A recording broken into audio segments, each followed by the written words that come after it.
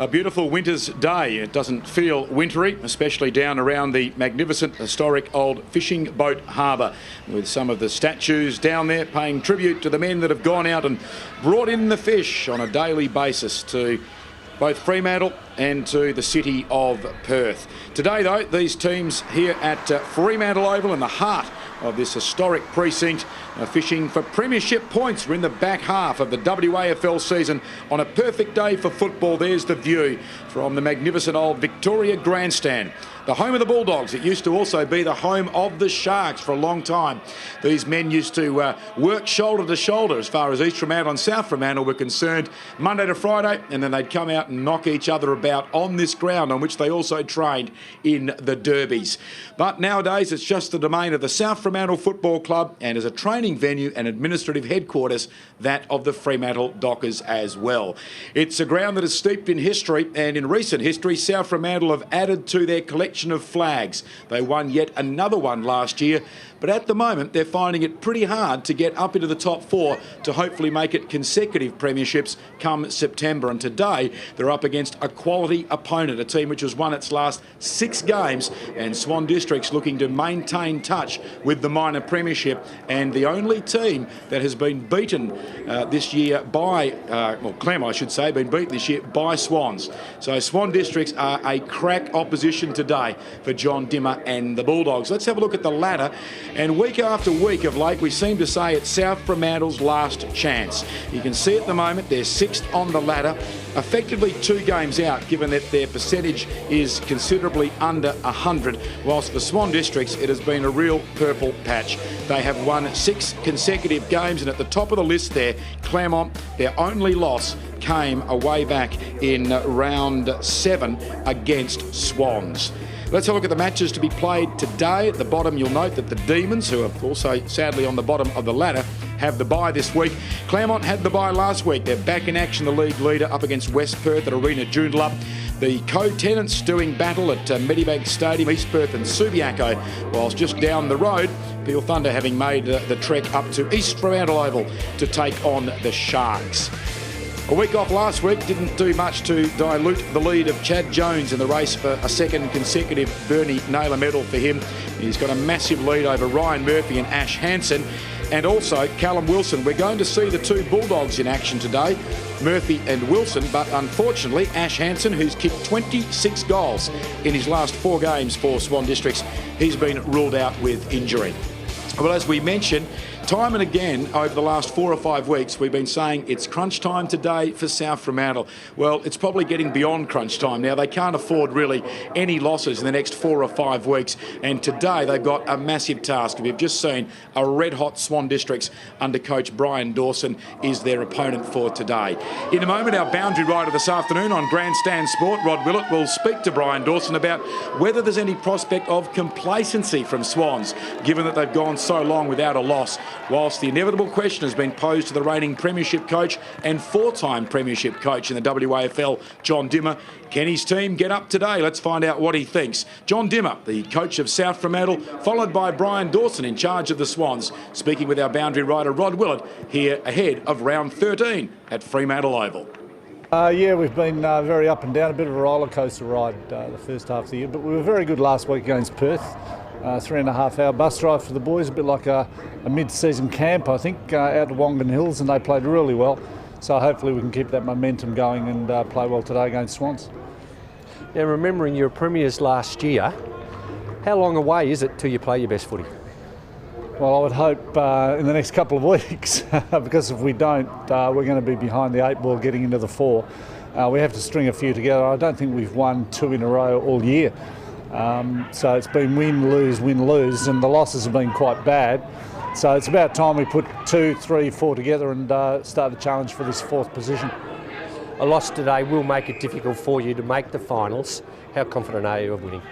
I'm pretty confident the boys have trained really well this week. They trained well before the Perth game as well, and if you can go by that, I'm pretty confident we'll put up a good performance, but understand fully that Swan Districts are a very good side, playing good football at the moment, and they're trying to cement 2nd position on the ladder.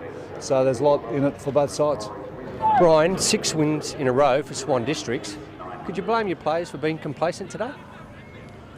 Oh, let's hope not, Rod. No, look, I think the boys are enjoying, what they've been doing lately, and certainly South are one team that's had some measure of success against us in recent times, and they've been top dogs, and it's another feather in your cap, I think, if you can take out the reigning premiers at any time of the year. So that's certainly in our focus today. Ash Hansen's been a big part of those games. Are you as good without him? Oh, realistically, probably not. He's a very imposing player at WAFL level, so we'd certainly like to have him, but we haven't got him today. And Tony Knott and Justin Simpson and Tim Geepen as our taller forwards, they can stand up and do the job. And they did it well a couple of weeks ago when Hansen was missing, so we expect the same again. South will be desperate to keep their finals hopes alive. Are you pretty confident of a win? You've beaten them before. Well, we think we can win every game we go into at the moment, Rod. So, we certainly think we can win. South have got to claw back some ladder positions, certainly. So we expect them to be certainly desperate, and we're going to have to be at our best. There's no doubt about that. So that's what it'll take, and hopefully that's what we can deliver. There's the footy that they'll be going after today. Brian Dawson, a short time ago, just going through some pre-match address down there with his charges, looking to consolidate second spot. There's Lane Spanderman. He'll be called upon to do the bulk of the ruck work today, just getting that shoulder, as always, very heavily strapped. Tony Knott, just there to the left of screen, who's been on the Eagles list for a while. There's a man who played in a premiership with them. Adam Hunter assisting Brian Dawson. Andrew Cracker, one of the favourites for the Sandover medal. And the home of the brave, South Fremantle. Toby McGrath just listening in there. Nathan Phillips making it pretty difficult life for him, with his teammates deciding to use his head as a target. So he gets the boots ready. He's been in very good form this season. And Chris Basong played in a premiership last year, having played the bulk of his footy at Perth. There's Paul Magumba, who's been in and out of the league side in recent times. And Andrew McCarry there on the left of screen, playing in his first season with East Fremantle, with South Fremantle, having been a dual best and fairest down at East Fremantle. We're, I was going to say, a thin commentary team today. That's probably not the right terminology. There's less of us here, shall we put it that way. Ryan Turnbull with me this afternoon, both an AFL and WAFL premiership player. We keep saying in the last month or so, Ryan, that time's ticking away for South Fremantle. If they lose today, that's pretty much it, you'd have to say, at this stage. Oh, very much so. We saw them against East Perth a few weeks ago, and I think all of us at the same time said, this looks like the start of the rebuilding of their season. They then go and play East Fremantle and get convincingly beaten. They had a win against Perth last week. The problem they've got now is that they've got to string wins together, and in their last 9 games, 6 of them are against current top 4 sides, and on top of that, they've also got 2 games against Subiaco, who are sitting 5th at the moment. So they've only got one side really, in amongst where they are now. They do play their last 3 games at home, but they've got to build it quickly. They've got to start beating top sides if there's any chance. And when you look at that side on paper, they should be beating top sides. Exactly. That's the thing we can't understand this season as to why they are finding it so difficult to actually get momentum. Let's have a look at the recent head-to-head starting in 2009, last season. South Fremantle bookending the season in the first and last rounds with victories over Swans, while Swans won in the middle to the tune of 3 goals. They've also won the only encounter so far this season in round 3 out of Bassendean Oval. It was a 7-goal margin to Swan Districts. But South Fremantle, it's a quality lineup. They get back the likes of Ashton Hams of late. He was named again as an emergency for the Eagles on Thursday night. But you look down that spine, Ryan, Hunt, McCarry, Bairstow, and then Murphy and Wilson as the 2 targets up forward. It's hard to imagine that they are stalled in 6th position. Yeah, they are missing Jamie Graham as their ruck, and Delmenico is a workman-like ruckman, but hasn't got the class of what Graham's got, but will always stand in and very capably do it. But you're right, the spine is excellent, and then you look around it and you've got the Hams boys, you've got Basong, North, it's got a lot of very good players in there. There's something happening down at the club somewhere for a reason why they're not stringing it together. Well, Swans are stringing it together. They've won 6 in a row. They're the only team to have beaten Claremont this year, and there's a nice blend of youth and experience, although there's no Ash Hansen up forward. He's kicked bags of 7, 7, 7 and 5 in his last month of WAFL footy. And I think that's going to be critical today for Swans. They've gone through him very well. Hansen won the game off his own boot against East Perth a few weeks ago when it looked like East Perth had the game in the bag. Look, Roberts in the midfield. Wolferton has been a bit hot and cold this year, has been dropped. And Walters are all, it's a strong midfield. Spanderman, I think, will get the ascendancy as a ruck duel today. Riggio, Hinkley, very good midfield, solid back six. Ames has been impressive since he's moved down as a permanent fullback. It's a very good side, and one that from round one, where we looked at and went, wow, what's happened from last year, have all of a sudden turned it around and are playing good football. Swans a moment ago coming out onto the ground, and certainly Thomas Roach, along with Matt Riggio, with some AFL experience, and Andrew Cracker this season, one of the favourites for the Sandover medal, have really added some steel and experience to this team. Paul McGumble there, number 20, has had an up and down season. He spent quite a bit of time in the reserves, but he's back in the league ranks today. And Ryan Murphy just there a moment ago on the left of screen, another tall target up forward today. Heads it is. And tails it's come up, or heads it's come up. Called tails initially by Josh Roberts, but to the left of screen goes South Fremantle today. And there's Ashton Hams. He is a chance to play AFL footy again this season. He's come off the rookie list again with some injuries. Nikoski was named as an emergency, 6 games so far, but I mean, he's a very vital cog back at this level. He is, and for his sake, I hope he gets more opportunities at AFL level, because I think he was pretty good there. You know, he was worked hard. He's been averaging 24 possessions for South Fremantle, and he's kicked 12 goals and 6 marks for a little man. We know he's very strong in the air. Both Hams boys are very good in the air, but he's certainly bulked up in the off-season thanks to the the benefits of being down at the Eagles, and I'm sure he'd be wanting to play a good game today. Well, one man who's played very good football this year, admittedly he was a little bit down in the state match, and that might just cost him with the Scouts, but 102 games of AFL experience there, number 3. He really is a chip off the old block. He facially looks very much like his father, Jimmy Cracker, but Andrew Cracker's been terrific this year. He has been, and he's one player that I think Swans have welcomed back this season with open arms. 27 possessions. Look, he wasn't alone in that state game as far as performances go, so even a talent scout will be looking at it sort of going, look, he wasn't the worst performer out there, but he's been very good at this level. He's kicked 18 goals. That's what you want out of a mid-small forward. Just been in excellent touch for Swans. And up forward, they've had 2 men in excellent touch, South Fremantle. Callum Wilson and this man, Ryan Murphy, who's just in front of his teammate, having potted 35 goals in his 10 matches. Yeah, 35 goals, 18. So I love the way he kicks the ball. I think he's got one of the best kicking styles in the game, and now having said that, he'll kick 1 goal 7 today.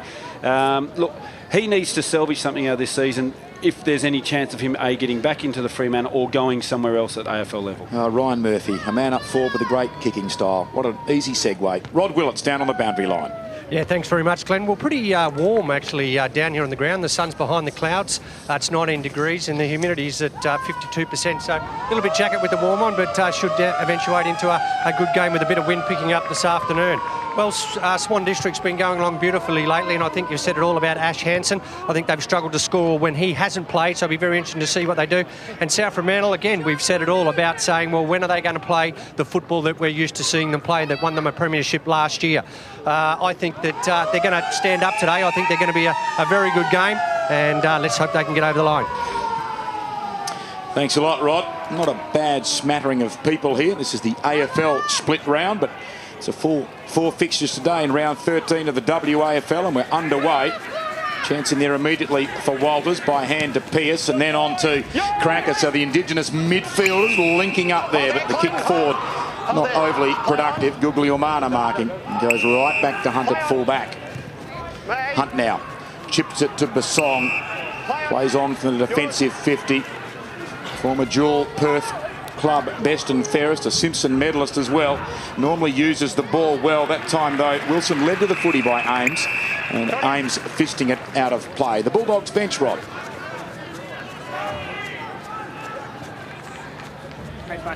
I don't think Rod can hear me down there at the moment, but Chris Miller, interestingly, starting on the bench. One of the gun midfielders of the competition, albeit he's in the twilight of his career. Spanderman tries to do the roving off the ground, and we'll have another ball up on the outer side.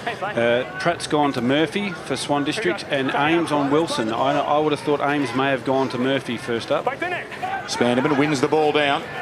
Roberts, the skipper. Hand pass back then to Riggio. Gets shunted as he kicks forward. May have put him off, but lands again with Guglielmana. Reading the ball pretty well in flight in the back half. 2 marks in the opening moments for him. Gets the hurry up.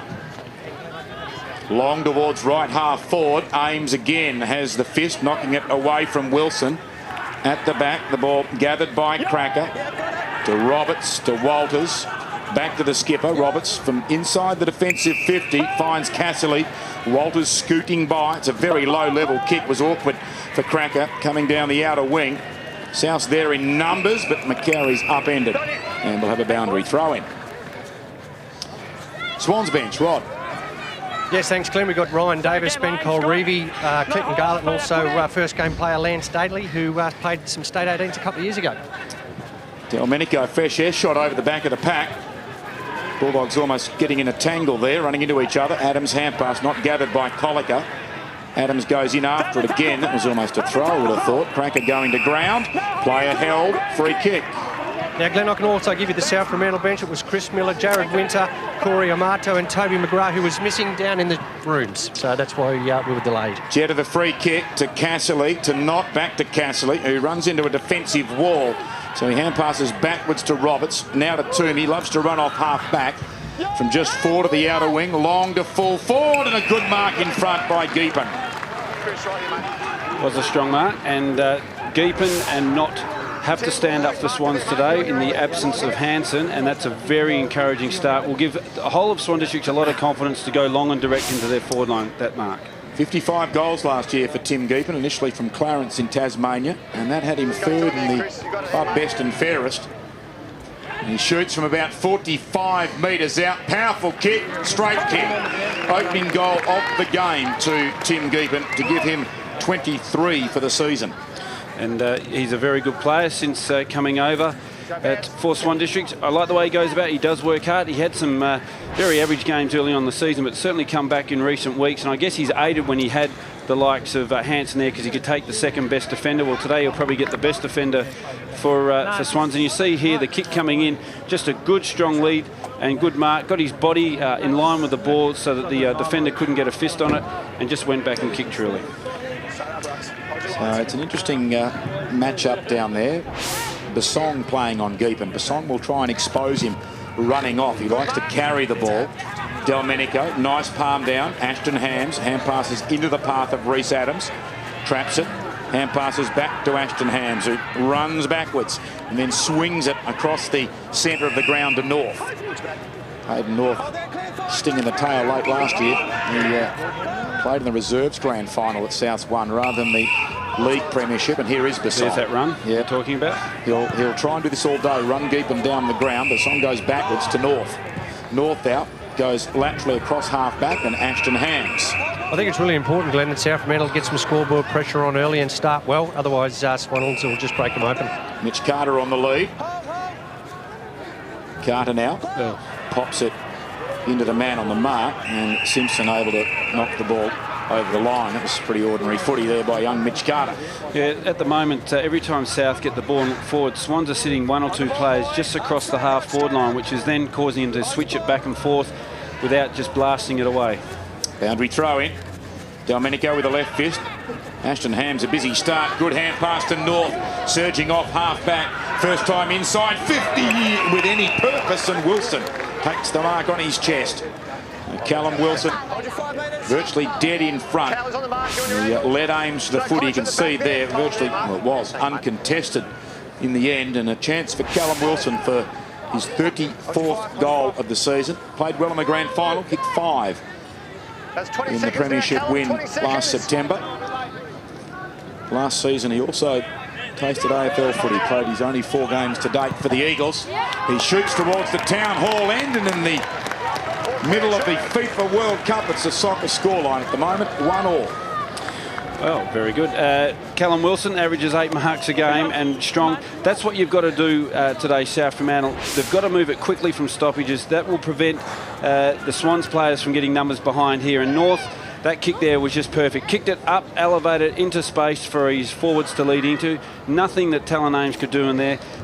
It now makes sense with Talon Ames on it. A guy's averaging 8 marks a game. You're going to have to put your best defender on him just to get a fist on it. Ames has got a great jump on him, but he couldn't do anything in that case there. Also, a couple of boys might be playing for their footy lives with the Eagles doing a revamp in their squads. Callum Wilson and Tony Knight both here today want to play well to secure their position. Exactly. Spanderman up high, lovely palm down to Hinkley. And Fremantle Docker kicks somewhat errantly off the inside of the boot all the way out towards the boundary line. Basong there, Geepan with him.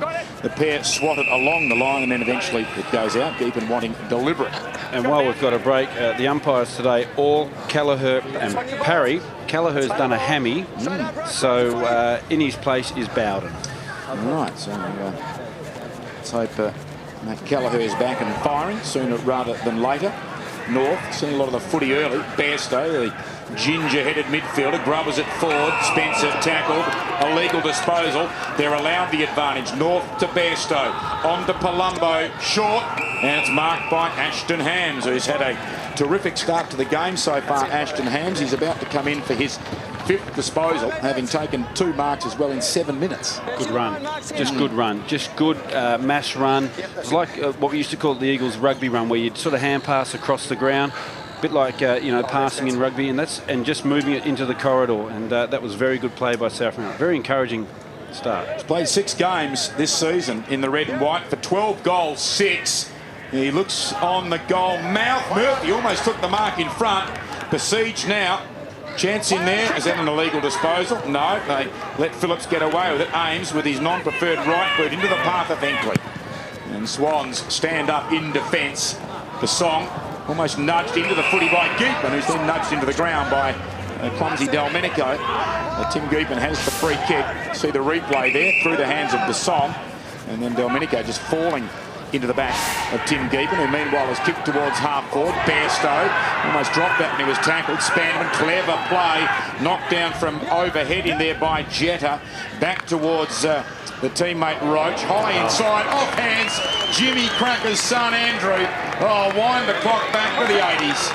Running in with a flight of the ball, Andrew Cracker stealing it out of midair, and he restores Swan District's 1-goal lead.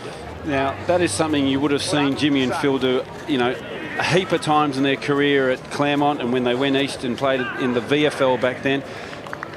Just wonderful, wonderful reading of the ball. Look at that. He just grabbed it with one hand, got front and square, textbook roving, and just the goals just opened up. He just ran in. He has the poise to have a look around, see that he doesn't have to blast away from 35, run all the way to the goal line and kick an easy goal. But he started very well, and their key players, that's pulling up your socks for you. Their key players, Swans, at the moment, are all playing good football. 19 goals in his 11th game now. It's a great productivity by a big man. Well done by Riggio. Delmenico won it down. He weathered the storm. And then Spanderman's kick up towards half forward. Pearce heading away from goal. They conceded about 35 metres. Walters luckily in space because he had a fumble, and then puts it back onto the chest of Clancy Pearce. A couple of Dockers linking up on the outer wing. Clancy Pearce long and low inside 50, not in the end. One hand, dropped the mark, snapped. His kick has been touched off the boot. Awkward bounce for Wolfenden. Knocked it down. Geepan couldn't control it. Neither could Basong. Loose ball then comes to Simpson. And with a snapshot, he misses to the near side for a behind.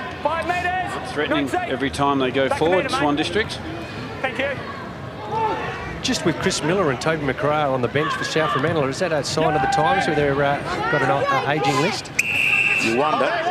Certainly they've been good this year statistically. Phillips, short. Wilson a long way down the ground. Ames getting away with that nudge. Did he lay a high tackle on Ashton Hams? And the umpire saying no. So Ames getting the benefit of the doubt. Let's have a look at this. The umpire was on the blind side. The left arm, the upper arm could have been over the shoulder. Left arm just over the shoulder there, and Hams did his best to let the umpire know, but the umpire didn't fall for it.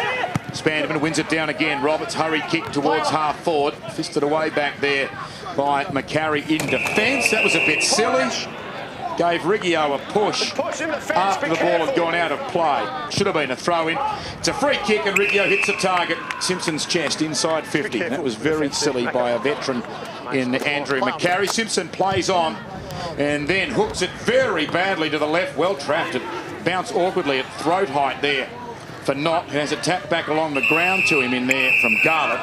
But a boundary throw. I mean, that was silly a moment ago by Andrew McCarry. Yeah, just that's amateurish football. You know, there's no need for that. The ball's out. Get on with the game. Boundary throw in. Magumba wins it down. McGrath on the ground. Just came through the interchange to McCarry, to Hunt. They're right back in the last line of defence. Good switch of play on Palumbo, though, let him down.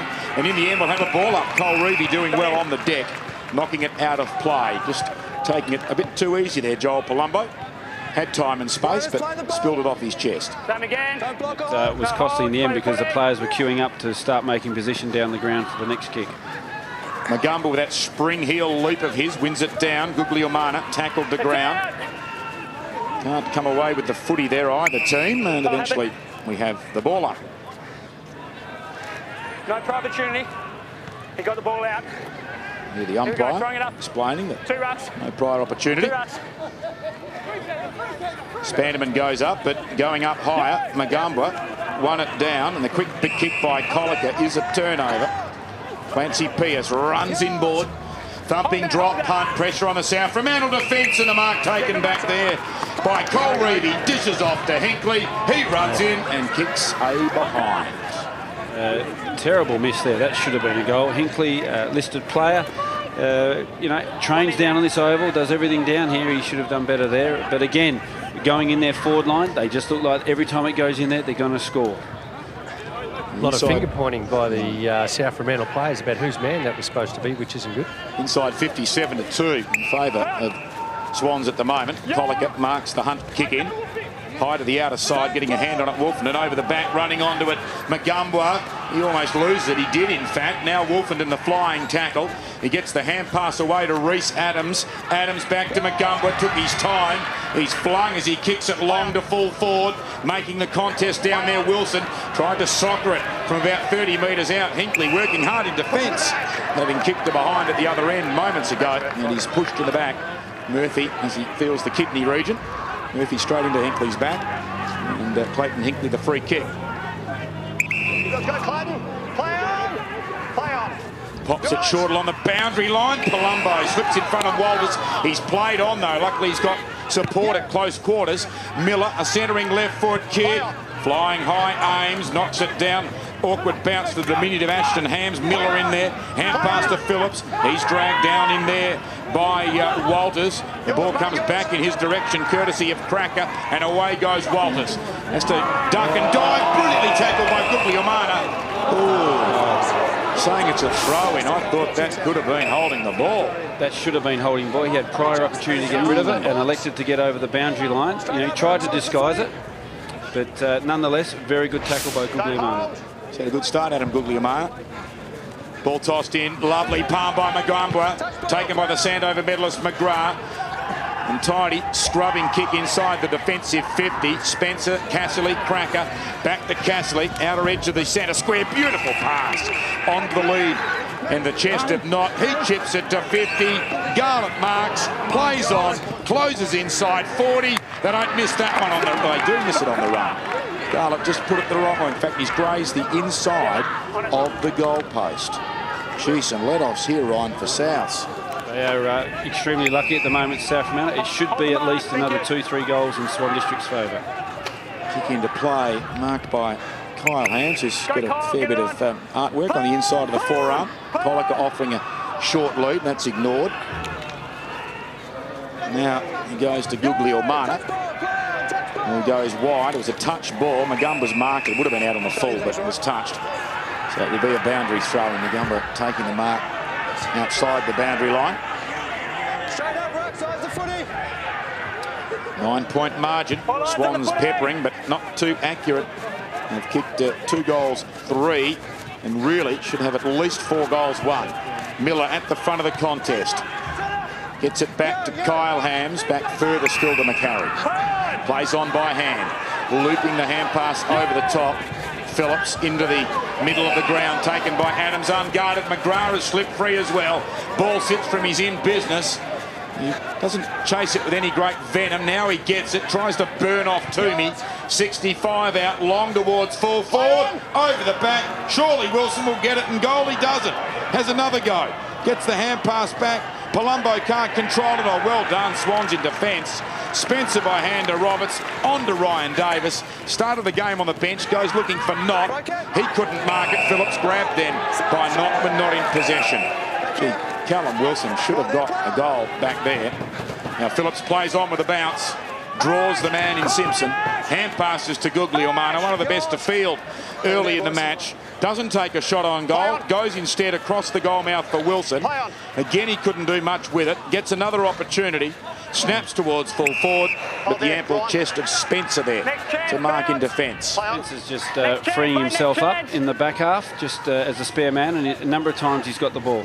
Roberts, by hand to Roach, son of former dual Richmond Coleman medalist in the then VFL. Michael Roach, but he gives it straight to Magumba. He tried to get it to Carter. He couldn't control it. Pack develops, trickles out the back. Cracker tried to hand pass it along the ground to his teammates Pearce. Chance in there for Roberts. Gets it to Pearce. Still fighting for Spanderman, taps it on. Good strong body work there by Wolfenden. Didn't lose his footing. Kicks it into the middle. McGrath couldn't mark low down. Well done in there by Simpson. Gets it out to Garlett. Turn of speed. Arts the back, got away from McGrath. Casserly now with it. Goes to 50. Dropping the mark. Geekman just needs to get it over the top. Colreevy is free, and Ben Colreevy drops it right in front of the Fremantle administration block.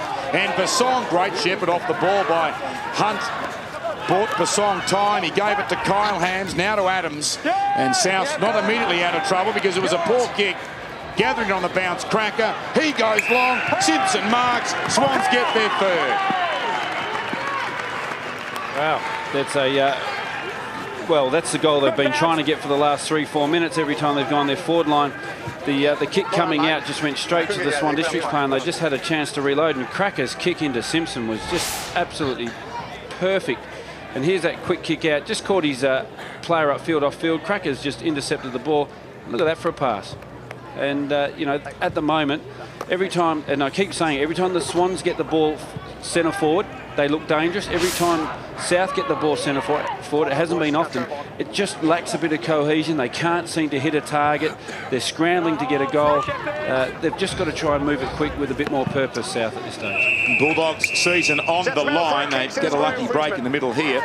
Too many black and white jumpers, so Domenico's got the free kick. Makes it a hand pass to Bairstow. Out to the veteran Miller in game number 230.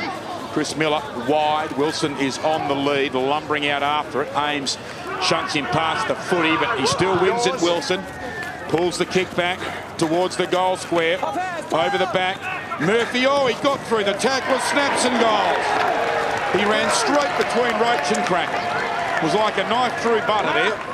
Neither of them were able to make a tackle stick, and Murphy just broke straight through that pair in defence and snapped his first. And but again, the build-up here, Miller's kick to Wilson was very average. Put it out wide, but that kick of Wilson's there up to the hot spot. McGrath's competed for the ball. Knew he couldn't mark it, so he just had to get a fist on it. And Murphy, as you said, Glenn just got through the two defenders there and snapped the boot. Again, another scrambling goal, but at least it's a goal. And for Ryan Murphy's sake, we know he's a bit of a confidence player. He's got a goal early. Well, keeps them in touch. The margin's just 9 points, and they have certainly been outplayed in general play. But they're still well within striking distance. Spanderman wins it with a backhand left palm. Domenico, though, intercepted it. Gave it to Mitch Carter. On in turn then to Craig White. Long to full forward. In goes Adams. Well tackled. Gets a hand pass away. Unable to control the ball. In there was Winter. Miller, the veteran. Off to another one in White. Then off to Jared Winter. High kick towards full forward. Big leap in there by Wilson. He fell awkwardly, and in the end, Jetta is pushed in the back by Toby McGrath, according to the umpire. Some South Fremantle fans looking on. Bit bemused by the umpire's decision. Jetta sits it up in the air. It was a touch ball. He knew that, Walters, so he didn't try to mark it. Bairstow flicks out a hand pass. White attacks it full-chested. Great tackle, though. Laid on him by Luke Pratt. And we'll have a ball up. Throw it up here. tackle. They're one of the hardest ones when you've got a player running straight at you. And look at that, just textbook wrapped his arms around him. Spanderman wins it down. It's quite awkward at ground level to the feet of Roach, who gets rid of it. Pratt's turn to be tackled. This time by Guglielmana, and he's pinged for holding the ball. Gee, Guglielmana's had a prominent start to this game. He's about to come in for his 5th disposal. He's laid some very good tackles. He's taken 2 marks. And he's got a chance here to kick a goal. Adam Guglielmana. Close to Pratt, the man on the mark. Hasn't put him off. Souths get 2 in a row, and they're back to within just 3 points. And the 2 goals, as you said, have put them back within 3 points. Guglielmana's been outstanding in this first quarter. The tackle here is just an absolute great tackle. As you can see there, the defender there in Pratt had time and opportunity to get a hand pass or at least a kick on the boot, and he didn't. He just wrapped him up, and he's gone back and kicked truly for South Fremantle. Well done to Souths. They've rallied. They were down by 15 points just the 4 minutes ago, but consecutive goals. A snap from Murphy.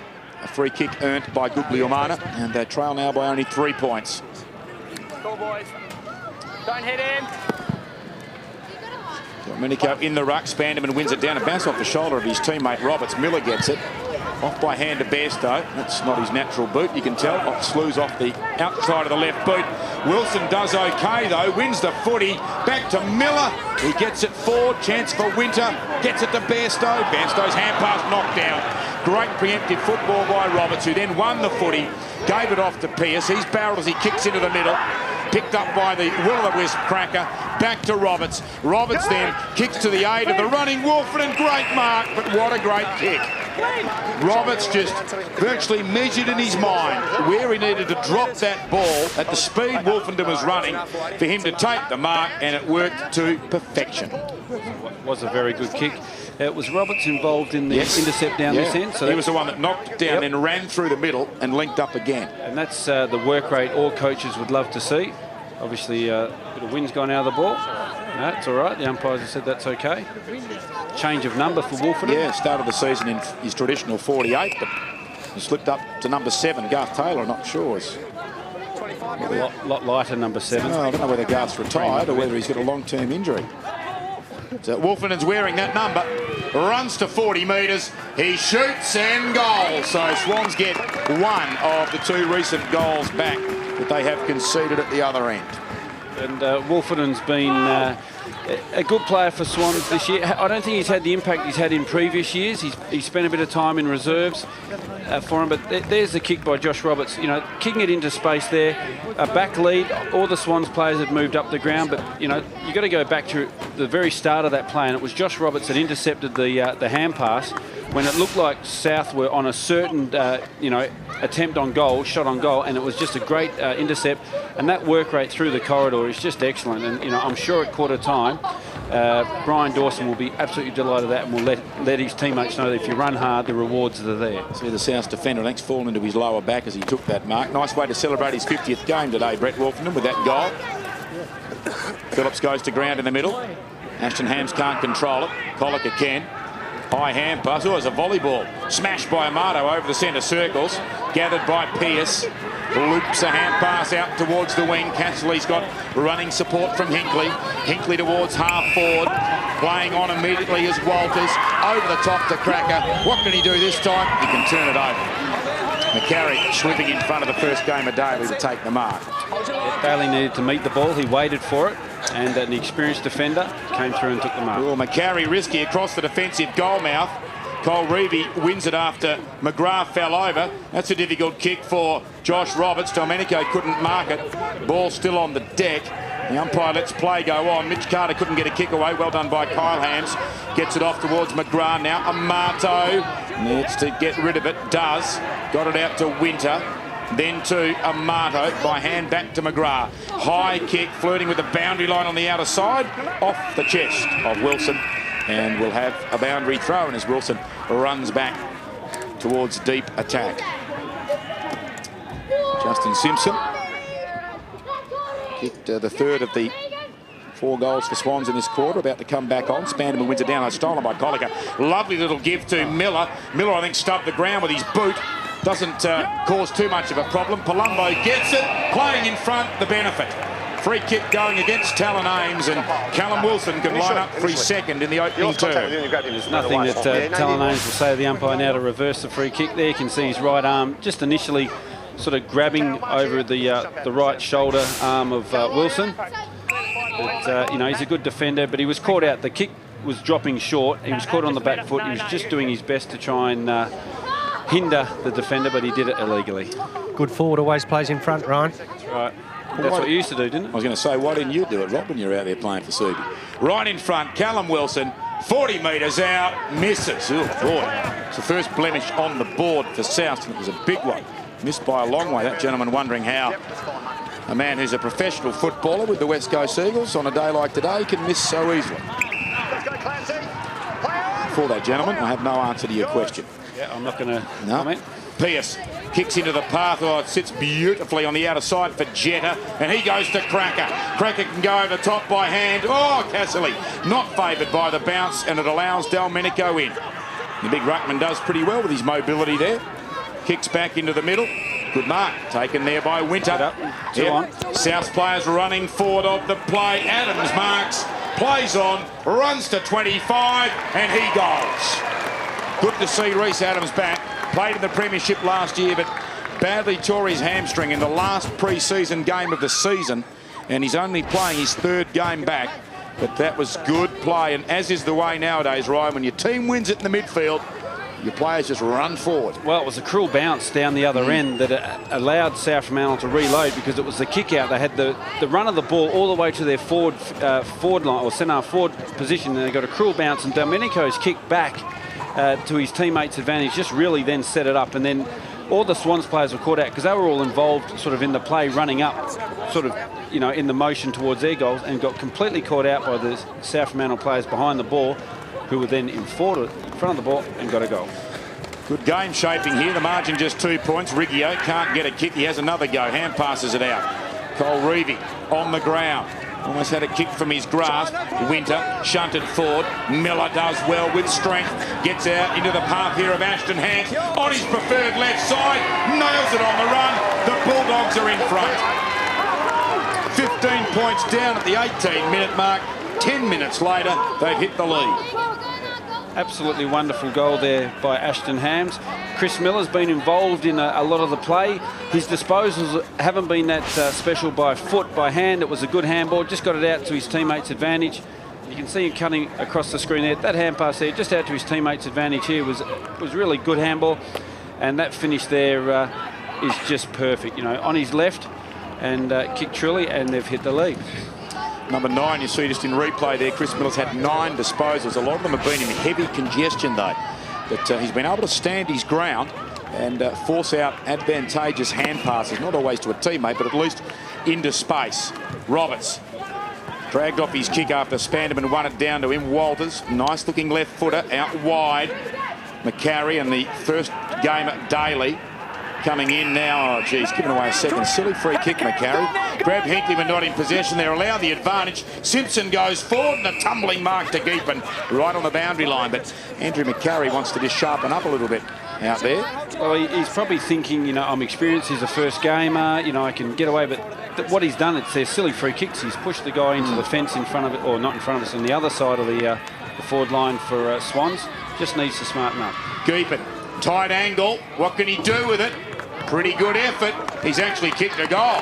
That is a very good kick by Tim Geepan, who becomes the game's first multiple goal scorer. And has looked very dangerous, Tim Geepan, on the lead. He did drop a chest mark on the other side of the ground when he should have marked it, but a good mark here after his very strong early mark and goal. Out in the pocket, we know that he can kick these goals, and he's shown it again. He can kick the miraculous goal. And here, just on the boundary, aided by the fact that it was a right footer in the right pocket for that position, but again, puts them back in front, and we've got a very good game so far. 10 goals kicked in the opening quarter so far, 10 goals 4 in aggregate. No hold there, we're watching off the ball, Adam. And Swans back with the narrow advantage. Yeah, good jump. One down in there by Delmenico. Riggio, was he tripped? He was pushed in the back in the end anyway as he was falling. Riggio makes it a free hand pass. And then his teammate Roach almost ran into him. Hand pass then to Walters, who can run down towards centre half forward. Long kick inside 50 and straight onto the chest of Clancy Pierce. And a tight game up at Arena Joondalup at the moment. The league leading Tigers coming off the bye last week. They're down by a point. 2-3 West Perth to 2-2 Claremont. But a chance here for Clancy Pierce to extend Swan's lead after the quarter-time siren. Clancy Pierce, 11 games with the Dockers and has played 3 of them this season. Shoots on goal as the huddles start to form behind him, and he takes the lead out to 8 points. So some momentum for Swans, kicking the last 2 goals of the term, and they've snatched back the lead and extended it to 8 points at quarter time here at Fremantle Oval in round 13.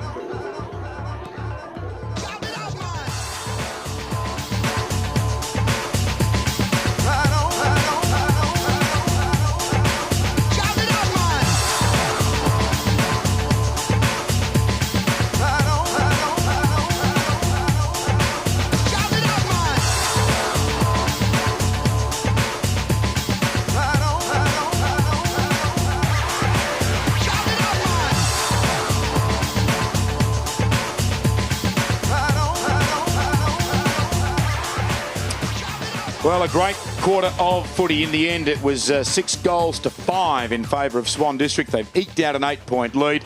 But South Fremantle almost something flicked in their collective brains at one stage there, Ryan. They'd slipped to a 15-point deficit. It was 3 goals to 1. It looked like their season was ebbing away. They were good enough to get back in front, but Swan's a bit of class just before the siren. But I think we're in for a very good remaining 3 quarters. Yeah, well, chatting with John Dimmer just before the game as he was making his way to the box, he seemed confident that they could win today, and you should go into a game being confident. But they've started with confidence. Well, the first part of that quarter not so good, but they got their game going. The problem is when it goes forward for Swans, it's going to score, and that's where they've got to stem the flow. They've either got to push the ruckman back or get some numbers behind, tighten up, stop giving away silly free kicks, and stop the flow of the ball going into the Swans forward line. And that will be their Achilles heel today, because when it's going forward for them, as much as it hasn't gone in with as much sort of flow as what Swans have, they are scoring. You know, they've kicked 5 goals to 6, but it's when it goes the other way that's going to be their real Achilles. Let's look at the goal scorers to quarter time here at Fremantle Oval. Just the one multiple out on the ground, and it's Tim Geepen, I should say, from Clarence initially down in Tasmania, the leading goal scorer last year for Swans. He's got the 2. Cracker has been very prominent in the midfield, and all singles down the left-hand side there for the Bulldogs. Some of the leading possession winners. Chris Miller, 9 disposals. Ashton Hams started very well the first 10 or 12 minutes with 6. Guglielmana was prominent as well.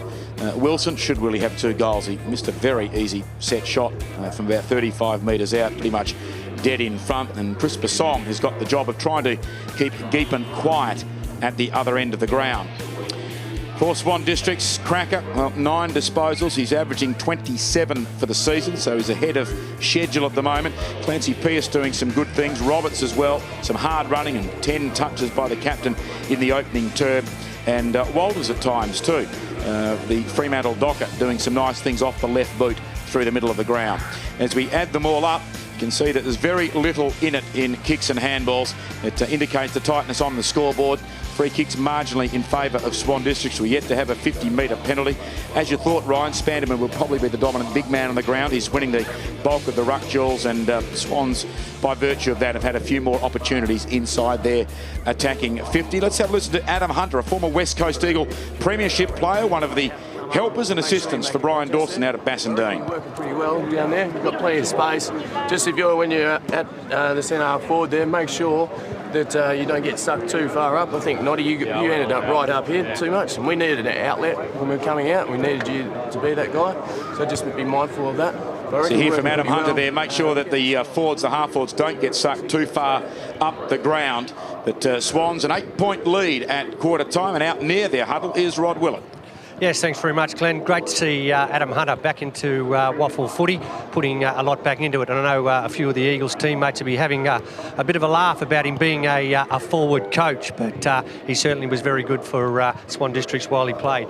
Well, Swans, they probably could have been 2 or 3 in front. They missed probably a lot of goals there and a lot of chance to register on the scoreboard, and that could have actually given them the buffer. You've got to remember that South are down on confidence, so that if Swans can keep going and put the pressure on, I think you'll find that South will fall away sort of pretty quick. But probably just don't overuse the ball, get it on long. They're winning. I think South are trying to put in a bit of a defensive structure and then rebound and attack. So if Swans can keep winning it out of the middle, especially, they're going to put a lot of pressure on their opposition forwards. Good on you. Thanks, Rod. Well, one man who's a favourite for the Sandover medal is Andrew Cracker. When these teams last met back in round 3, probably got votes, 29 disposals and 2 goals in the win at Bassendean, and he's been a live wire in the opening term. Was that Jim, Phil or Andrew there?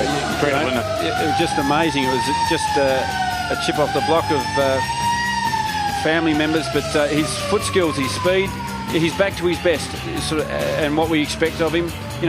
Maybe there is an opportunity back at AFL level. Who knows? But because he's played 102 games, but he's been excellent in his first quarter. 9 possessions. What more do you want? He's been sensational. Let's have a look at the scores in the curtain raisers from earlier today, and in the Colts, pretty comfortable 56-point margin there to South Fremantle over Swan Districts.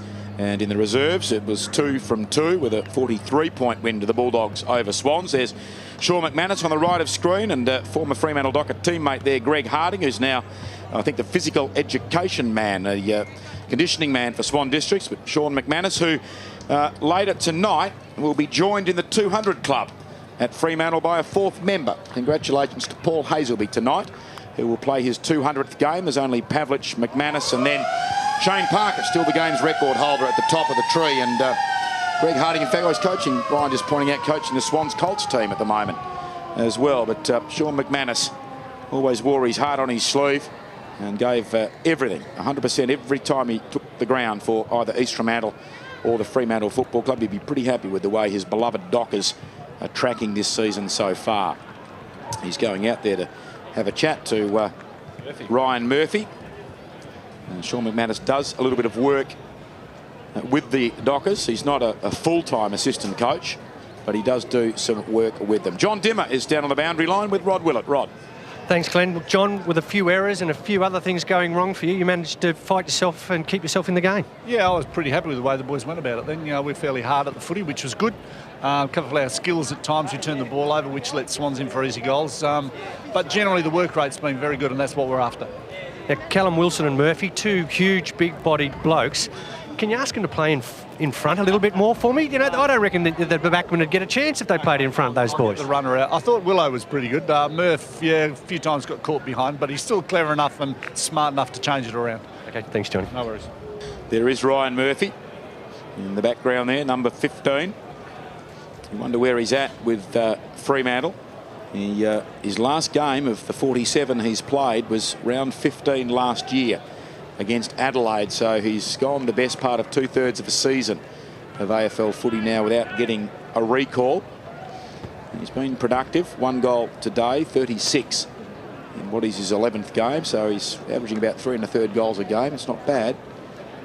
But, Fremantle not pulling him back into the lineup at the moment. Glenn, Joel Palumbo did a right hamstring in that first quarter for South Fremantle. I don't think he'll be back today. Well, that could be costly.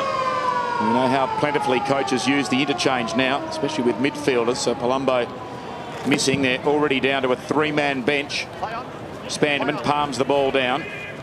Coming through robustly, Simpson. A hand pass to Spanderman.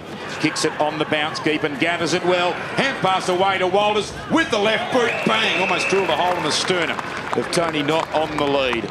And this should take Swan's lead into double figures. Well, Rod mentioned about a forward playing in front, and all the Swans forwards there were in front of their immediate opponents. Geepan coming out, meeting the ball on the bounce, was in front, and then Tony Knott on the lead was in front. So the exact right start by the Swans forwards in this second quarter. Tony Knott played his only 2 AFL games for the Eagles back in 2008, and that won't help him get a recall. Missing to the left. Stats would say that you'd get 70% more of the footy when you're playing in front.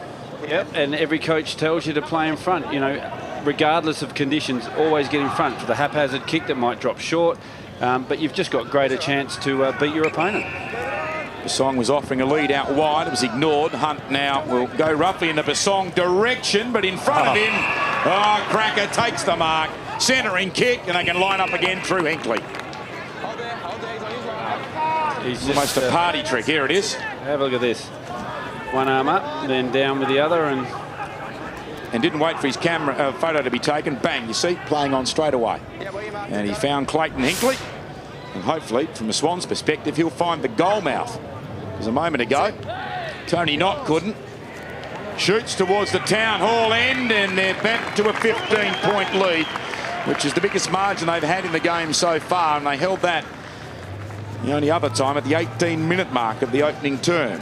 Well, Andrew Cracker did everything right. I mean, it was a great mark, but as you said, Glenn, just to quickly turn around and look over your shoulder, because he was probably on just outside range. He's on a tough angle, and you'll see it here. Excellent mark, you know, throwing the left arm up first of all just to stop it.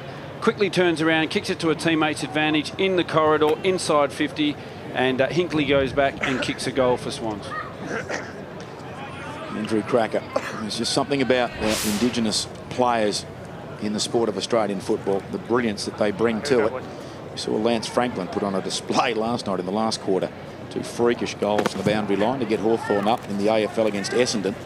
Spann, I think, won that one down again, but Delmenico, his opposite number, does the roving, a left footer deep towards full forward. Wilson playing in front. Rod Willett comes down towards Murphy, pulled off his hand pass. Roach couldn't do much with it.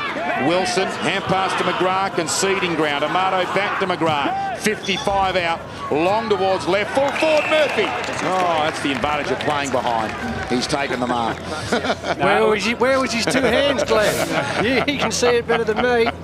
It was a kick to his advantage. That's what it was. Murphy made good ground back to the goal square, and it was a lovely kick to his advantage over his immediate opponent. He's got one. Should surely get his second. He's normally a good finisher. This one will sail through to give him 37 goals, 18 for the season. So a strike rate of up around 68% on the conversion.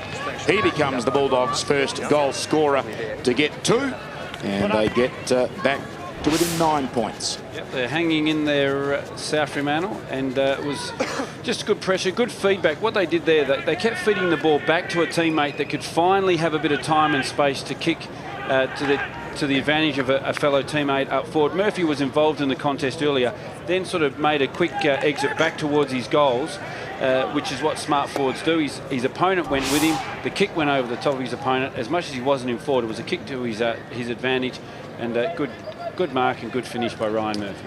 Make sure you stay with us at half-time today. We're going to be joined by one of the true legends of the sport of Australian football in this state, in John Todd. Special guest live here at Fremantle Oval. It's always fascinating what John has to say about the game. Domenico wins it down, but Riggio there defensively by handed to me. Out into the path here of Cracker. We need to pay closer attention to him. Again, he links up with Hinkley, but Hinkley's kick smothered off the boot by McGrath. Winning it, Guglielmana then. A hand pass to McCarry. McCarry will turn the ball over. Toomey back there, almost marked it on his shoulder. And he'll go to square it. Oh, shocking effort. It slew off the outside of his boot. Callum Wilson now can go to Murphy on the lead. He tried to turn Pratt inside out. Colliker gathers. Can he nurse it home on the bounce? He can. But a shocking turnover back in the middle. Toomey's kick. It didn't hit the sweet spot on his right boot. It hit the outside of his foot. Went to Wilson, and the rest, as they say, is history. Well, I just want to see the pick up again. I mean, here's the kick. If you're going to kick it into the corridor, you've got to hit your target. And Wilson just intercepted. Wilson's kick here could have been a bit better to Murphy. It dropped short. But let's watch this pick up here. There it is there. Colliker's one-handed pick up with a couple of steps, just sort of put it across his body, straight in for a goal. And that's real class by the young fella in his, 9th game today. We continue to have the answers, Souths. They aren't allowing Swans to break away. The margin back to 3 points. Chance for Wolfenden in the middle of the ground. A probing left footer inside 50. Off the fist of North. The ball has gone backwards. A Swans player has gone down in that contest there. Maybe a head knock. The ball tapped out. Geepin's on the end of it. Tight angle. He tries to do a Stephen Mill, and he's done it. He's got the ball to bend back perfectly.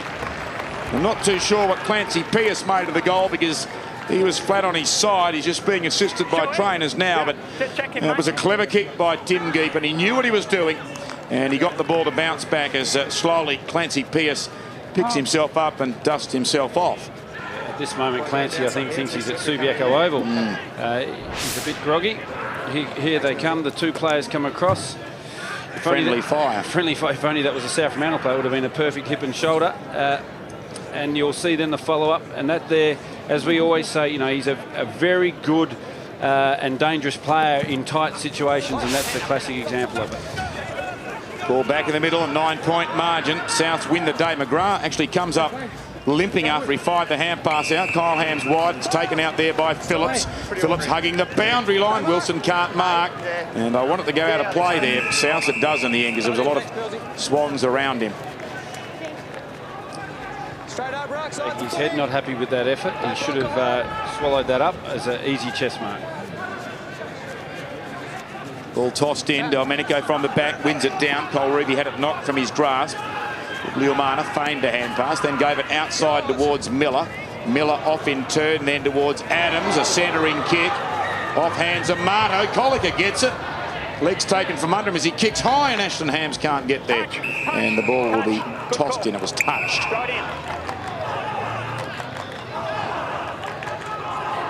So the margin 9 points.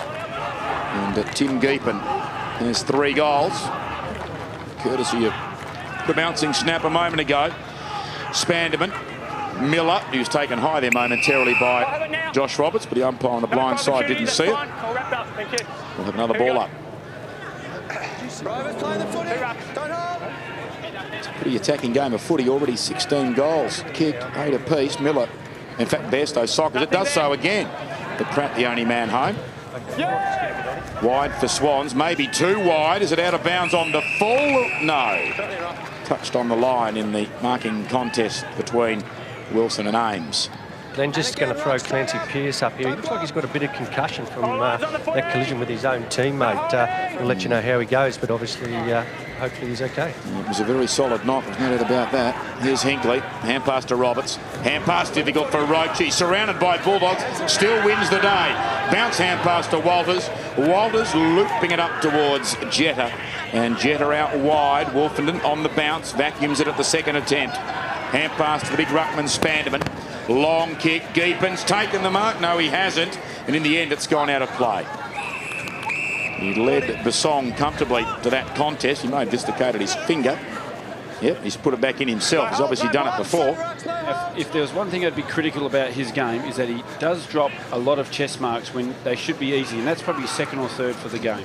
Spanderman over the back. Hinkley couldn't do anything with it. Winter gets it. By hand to Amato, on to Phillips, this time with the right boot. There's a beautiful kick and an equally good mark. Ashton Hams plays on. He had McGrath short.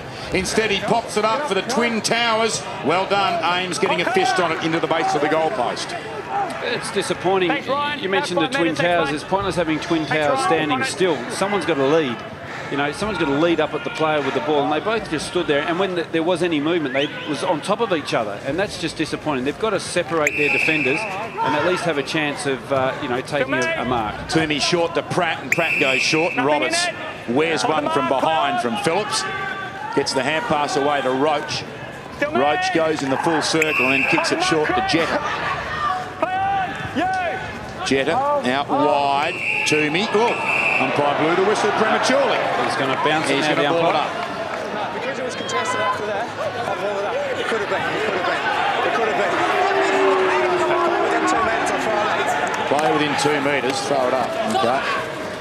That's the best thing up. Just don't try and explain it. Just get on with it. As Spanderman wins it down. Don't get into an argument. As the ball's out near the line, it will go for throwing. I'm sure the umpire next won't just assume that the player's going to take a mark. He'll make sure he earns the mark next time he pays one. View of the boundary up there, hurling it back into play. Spanderman held his ground there, shoulder to shoulder with Domenico. Miller on the ground. His hand pass goes straight to Walters. High arcing kick, collision coming up. Simpson lucky not to be penalised there because he did make contact with Ashton Ham's front on, and normally that is something that brings about a blow of the whistle almost instantaneously. I guess in his favour, Kyle Hams, that was, didn't sort of go to ground. He stood there and it didn't seem to be much contact. Boundary throw, Magumba winning it down. Bairstow, quick hand pass to Amato, to Phillips, to Miller, and away goes South Fremantle. Hand pass not great. Phillips, good thinking. Tapped it forward under pressure to Colliker. Miller's kept running. Miller now, good-looking piece of football. Great peripheral vision. He just saw Callum Wilson free out of the corner of his left eye. And rather than blazing long to the goal square, got it to Wilson. Yeah, but interesting. Chris Miller's skills are normally pretty good. And his kicking today, I mean, yes, he got it across his body and it did hit the target, but it didn't spin like a drop punt. It was a real mongrel punt. His hand pass here got his teammate in a small amount of trouble, but he was good enough to get out of it. Haven't been real sort of one-touch, silky smooth. Wilson 1 goal 1 in the opening term. It's his first shot on goal in the second quarter, and it moves beautifully, just easing back from right to left. And Callum Wilson joins the other tall forward down there, Ryan Murphy. They've now each got 2. And as you said, Glenn, it was just good build-up.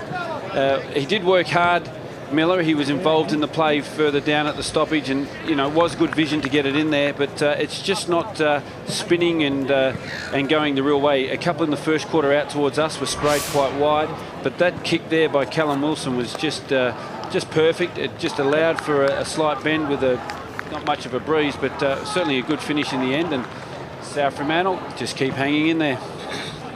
Back to within 2 points. Swans just can't get a match-winning break on them. Swans playing to confirm second spot on the ladder. Ashton Hams, quick hand pass to Amato. Good tackle by Cracker, but the hand pass from Amato to Winter. Back in turn to Bairstow, out wide. Phillips trapping it well. He too is then well trapped by Riggio. The ball on the ground. In fact, it was Toomey that laid the tackle. In the end, stolen off the deck by White. And the dual premiership player high, and good mark to Murphy. Played in front, Rod Willett, and Ames could do nothing to knock it away. Rod, I think your talents are being wasted down there on the boundary line. You've got to get up there and be a coach's advisor. Got in front there. Often Murphy would try and take it from behind. Good mark. Well, I'm talking from my 300 goals experience at WAFL, mate, you see. Did you have that many kicked on you when you used to go back? Now, Ryan Murphy, he's a premiership player. He did a bit more than me on a footy field. As Murphy shoots and gets his third. 3 straight, 38 goals, 18 this season. And South Fremantle back in front to the tune of 4 points.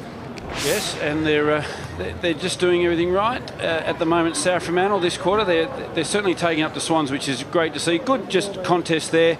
And as you said, Rod, working hard to get in front. He used his hands to just manoeuvre his player out of the way. Didn't sort of take a step back to try and get a ride on him. He just got him out of the way, got in front, took a good strong mark. The 5th lead change in the opening half. And we're only halfway through the second quarter.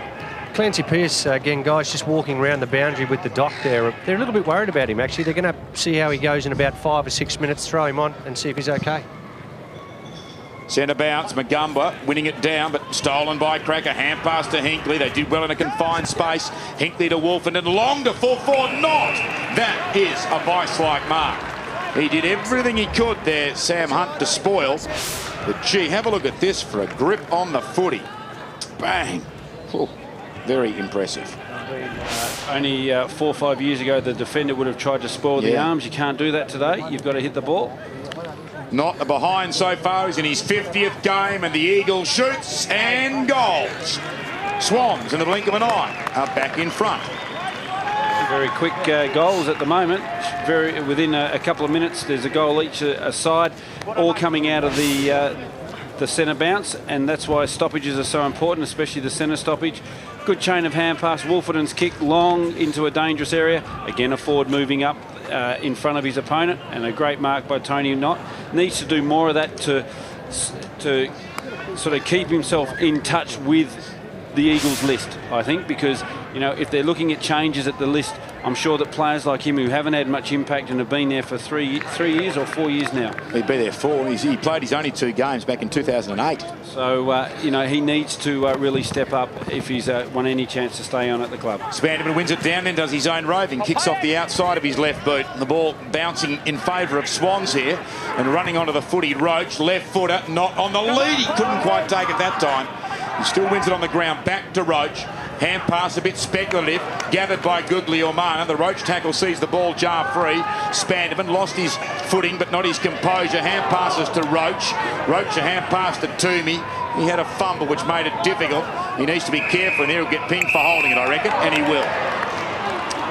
Guglielmana laying the tackle along with Bairstow. Guglielmana the free kick along the boundary line. Shouted up too high there for Colica, and an easy defensive spoil by Jetta. What does it say about the back lines at the moment, Ryan? In 2010, it's not often you see, what's that, 18 goals before you reach the 17-minute mark of the second quarter. But is it all the back line, the forward midfield pressure? Maybe they're getting good use of the ball in the midfield, both teams. That's holding the ball to Roberts. Toomey hand passed it to him. Surely. He had his hands free then when tackled by Magumba. And the umpire has made a bit of an error there because Toomey and McCarry not happy. Davis and McCarry now. But Roberts had his arms free. The umpire may have been blocked because he was behind, but Roberts should have been able to release a hand pass there and opted not to and tried to get his way towards the boundary line. Even the boundary umpire didn't pick the ball up. He wasn't sure what was going to happen. Boundary throw in. Bounces off the head of Chris Miller in there. Oh, good tackle there. Oh, and Kyle Hands just put in a little one too. Into the rib cage of Walters after he'd earned the free kick. And now Walters is shoved to ground by Guglielmana. The umpire is going to just say it's Kyle Hands' kick. Strange, Glenn, but this game's been really quiet. You couldn't have heard the two sides say anything, and then all of a sudden it's just boiled over now and it's on. Yeah, some tempest frayed out there at the moment. Kyle Hams pops it along the boundary line to Guglielmana. See Josh Roberts, hands on hips in the background. The Swans captain in his first season at the helm. Guglielmana, long inside 50, and the mark taken by Jetta. The big forwards down there, and Backman were more worried about each other than the ball. Jetta just slipped in and took the mark. Back to the wing goes Swans. Over the back of the pack, Bulldogs the numbers. Wool going to ground to Mato. Magumba, hand pass to Kyle Hams, and Guglielmana again will be the recipient of the Hams pass. He plays on. Walters almost able to close him down, but good shepherd in there by Bairstow to Miller. Back to Guglielmana. Shoots on goal. Good finish. And the Bulldogs are back in front. Wow, it's certainly picked up a tempo, not only at the players without the ball, because there's been a bit of push and shove for the last couple of minutes, but just the tempo of the game's at, it's gone up a notch. And this man here, he's been in amongst it in a number of fronts, a bit of push and shove, but also where it counts, and that's on the scoreboard for his second goal. Been a fine contributor so far for South Fremantle, and you know, South Fremantle, I think, and so they should be, a real chance to cause a boil over today. And at second playing six, the premiership doesn't mean much from last year when you're into the back half of the season. 13 rounds after your premiership, they're coming from behind, sixth on the ladder as Miller lays a good tackle, but off the ball. No, you're saying that Cole Reevy didn't have it when Miller laid the tackle. And he's got run coming from behind him. Casserly loves this situation, gathers it, runs it to right on 50. Long shot on the run is missing to the near side. Yeah, and Cracker's pointing to the top of the square. There was so much space in front of the square to the fat side of the oval that if he had have looked up, there was two Swans players pretty much all alone, and he could have easily kicked it across to their advantage. Long kick is a good one. The song was free. Plays on, short, and Adams marks in front of Toomey. Back to Basong. Now he's got Winter running, or he had to stop. He kicked it behind him, and that allowed Hinkley to come in. Gee, didn't like that, the way his leg went on him, but he was okay. It was a balance thing, not a structural thing in the leg. Toomey got a quick kick away. Jetta into the path here of Walters, but chipping in front of him is Kyle Hams, and we'll have a throw in. Gee, for a moment there, I thought Hinkley had done something awry with ankle or knee, but it was just a slip rather than a problem with his lower leg. Ball tossed in right in front of us. In front, One down by Simpson. High hand pass by Colreevy. Garlett on the end of it. Goes inside 50. Oh, Cracker couldn't mark it. He'll probably still come up with something productive. Oh, it was dropped by Wolfling because Amato got a hand on it. He gets it back towards Roberts. Again, Amato does well in defence. Wolfenden still gets it out. Spencer, an underground kick inside 50. McCarry on all fours. His hand pass along the ground, stolen by Jetta, snaps on goals, and Basong does brilliantly, putting it through for a force behind right on the goal line. Not only a force behind, but he felt the force of the goalpost. And you'll see him here, he's got a spoil on and then smash straight into the goalpost. That hurts. Good thing they're padded. A bit like someone running into me. You won't do too much damage. As White takes the mark at right full back. Roberts standing the mark. Craig White, dual premiership player, having started out in Williams in the wheat belt before coming into the big smoke. He's gone back to Kyle Hams, almost into the defensive goal square. Lead offered by Sam Hunt, and that's the direction the kick takes. One pocket to the other. Hunt's told he's got to play on now. He pops it short to Colliker. Colliker to full back, top of the goal square. Guglielmana marks and plays on. He goes out very wide, and Basong takes the mark. So on target here, we're on schedule for a 20-goal opening half as Bairstow takes the mark. Wrong foots Casserly. Hand pass into the centre square. Hunt heading away from his own goal, almost all the way back to the defensive 50. Winter sits and waits, but Cracker can't get there quick enough to affect the spoil. White breaking hard to the wing, had to stand his ground. The spoil is allowed by Simpson at the back. Wolfenden has it swatted away by Colliker, who follows up well on the ground. Now White copped a high shepherd from Simpson. You saw that, Ryan, and the book is coming out. Yeah, that's going to cost him dearly. That's not the report. That's the spoil on the ball.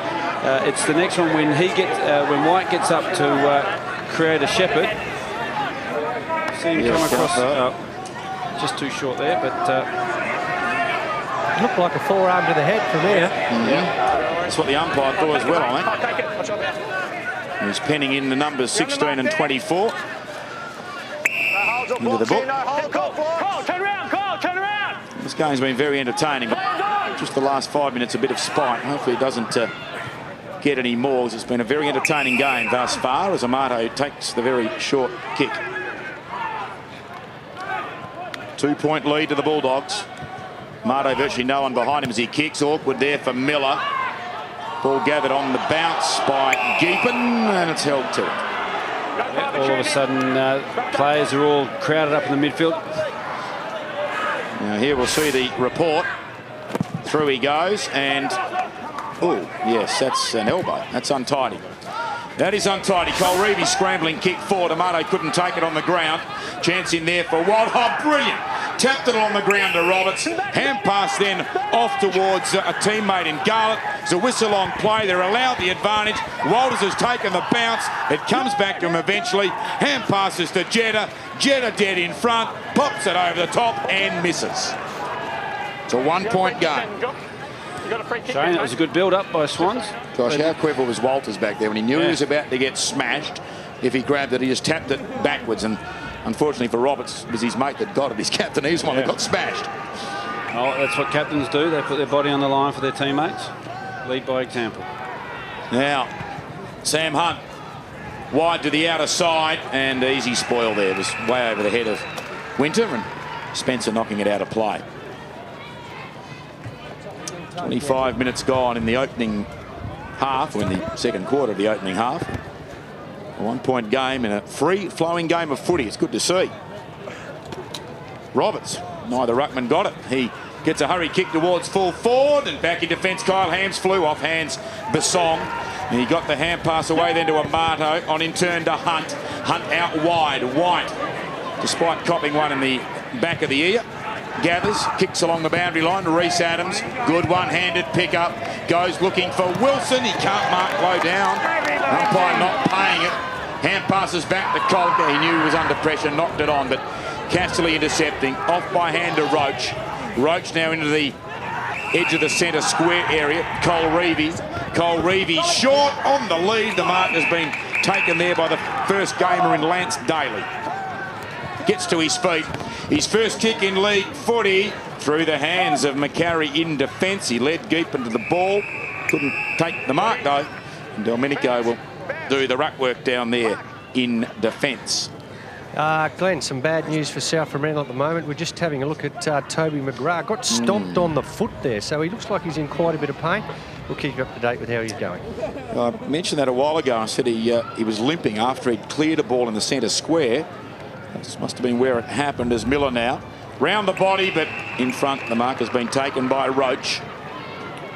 So that puts him down to 2 on the bench now.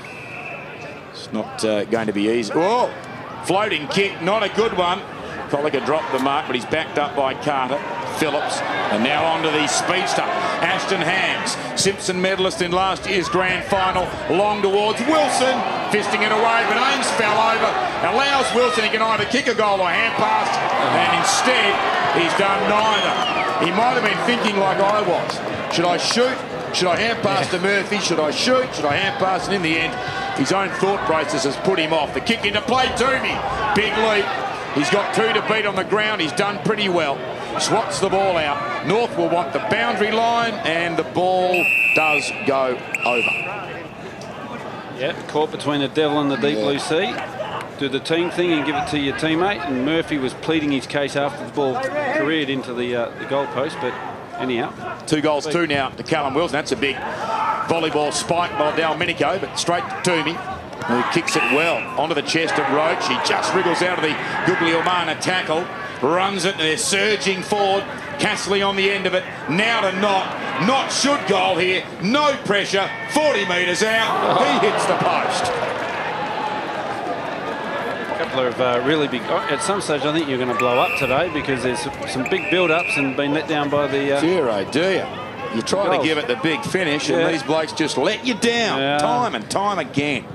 I've got another under-5 coaching thing that I was taught about being in front, and that one was to go as close as you can to shooting goal and make sure of it. Yeah, well, Tony Knott could have run another 10 metres there. Now Basong.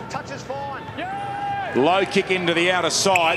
Tunnelling almost there. Taken under the footy in the air. It's dangerous, Bairstow. And the free kick to Josh Roberts. Took his legs from under him. He plays on. I thought he would have got that ball back forward to the mark. The captain shoots, and the captain says, this is how you kick him straight. Swans are back in front. And tunnelling is something that you don't want to see happen in today's football, or in any football, to be honest with you, because it just takes the legs out from under the play. And you saw the way he landed there, but I'm surprised he was allowed to play on... Forward of the mark. He seemed forward of the mark, or even wide of the mark, because the ball had gone out. So here it is here, and you can see Bairstow just positioning himself under the player there, Roberts, jumping. Now, may not roll long enough, I'm not sure here, but there it is there. Although he definitely got it forward of the mark, is where the ball was returned to him, but anyway. Good finish, nonetheless, good finish. Exactly, captain taking it on his own shoulders. 20-goal first half here, Riggio dragged to ground. Ball still on the deck, whistle sounds, player being held, free kick to Swans. It's going the way of Cracker. Sorry, mate, got to come behind. Now all of a sudden, when you're a long way from goal, you've got to go back over the mark. Two. Nearly at the half an hour mark of the second quarter. Swans 5 points up, having been 8 up at quarter time. Ames goes long. It'll land about 50 metres out. North is there. Looks like he's done a belly flop on a wet part of the ground with mud all down the front of his jumper as he flares it wide to Bairstow. Toby Bairstow plays on into the defensive 50 and concedes a lot more ground all the way back towards Phillips, who plays on by hand, awkward at the feet of North, but the veteran equal to the task. Back to Phillips from the defensive 50. They've got a couple out here on the flank, one of whom is Hunt.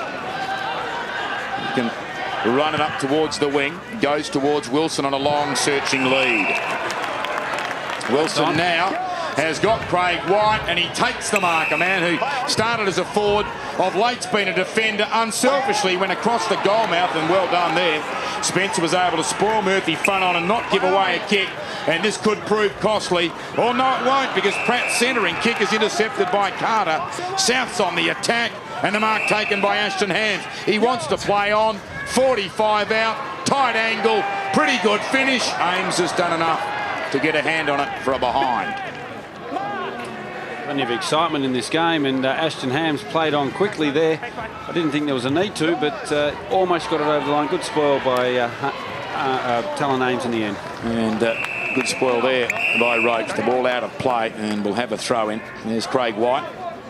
He was a small forward for a long time, and then he was thrown back into defence a few years ago by John Dimmer, and that proved to be a masterstroke. He was a great reader of the footy, and often used to surge off the back line. Now Spanderman won it down, but straight to Phillips, tackled, and his hand pass in hope is stolen on the bounce by Davis. On to Jetta, now Cracker. He goes towards Daly in the centre. Cracker's followed on. He now goes towards Geepan. Oh, that's quality footy.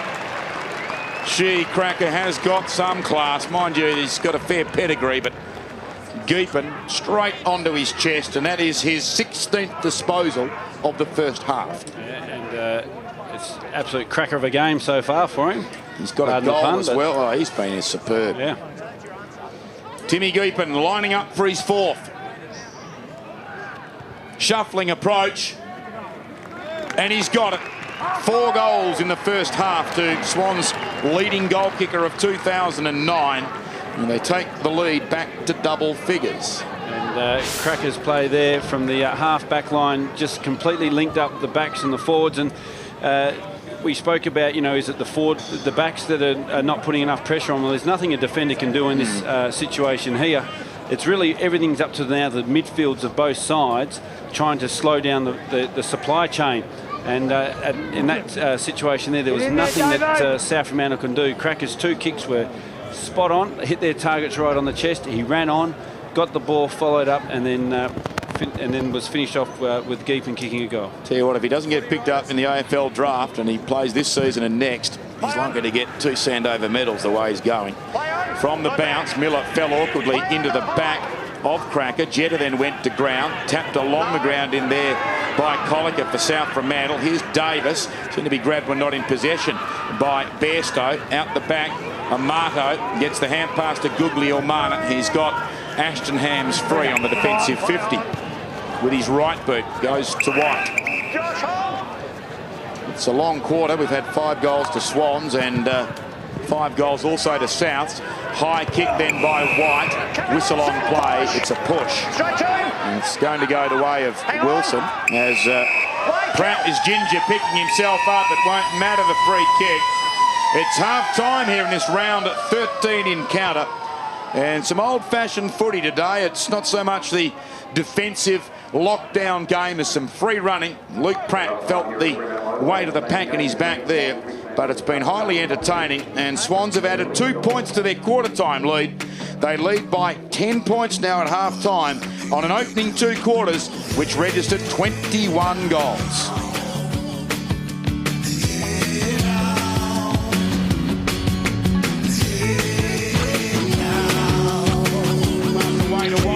With the left foot, bang, almost through the hole in the sternum. The ball tapped out. Geepan's on the end of it. Tight angle. He tries to do a Stephen Mills, and he's done it. Tackle in the end, stolen off the deck by White, and the dual premiership player high, and good mark to Murphy. To Miller, back to Guglielmana. Shoots on goal. Good finish. Well, I reckon, Ryan, it's safe to say it's one of the most entertaining halves of footy we've seen in the WAFL season of 2010. It's been a game where players have taken their chances. The midfield dominance has swayed and ebbed from one side to the other.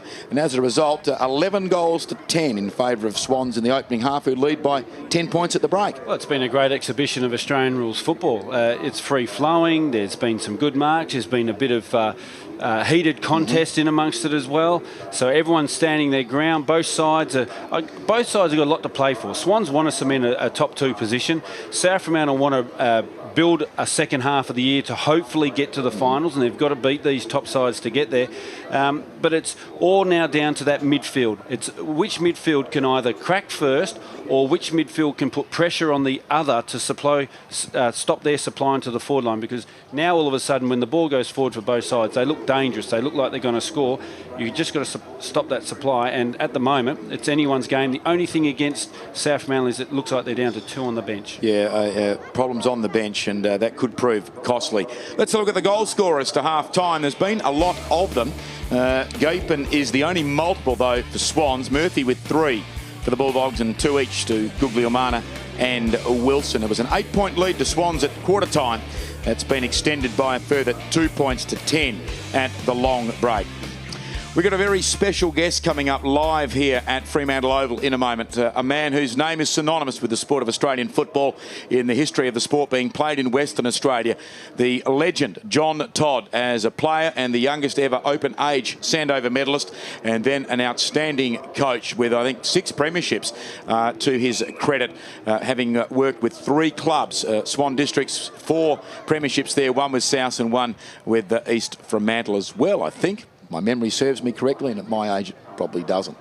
Anyway, we'll come back with John Todd in a moment. He'll be down on the boundary with Rod Willett. But prior to that, let's check out what's been happening in the other domestic leagues in the southern states, the VFL, the SANFL and the Tasmanian League. And then we'll be back with John Todd in the second half of a highly absorbing contest where at the moment Swan Districts are edging the reigning premier by just 10 points. We'll see you back here very shortly.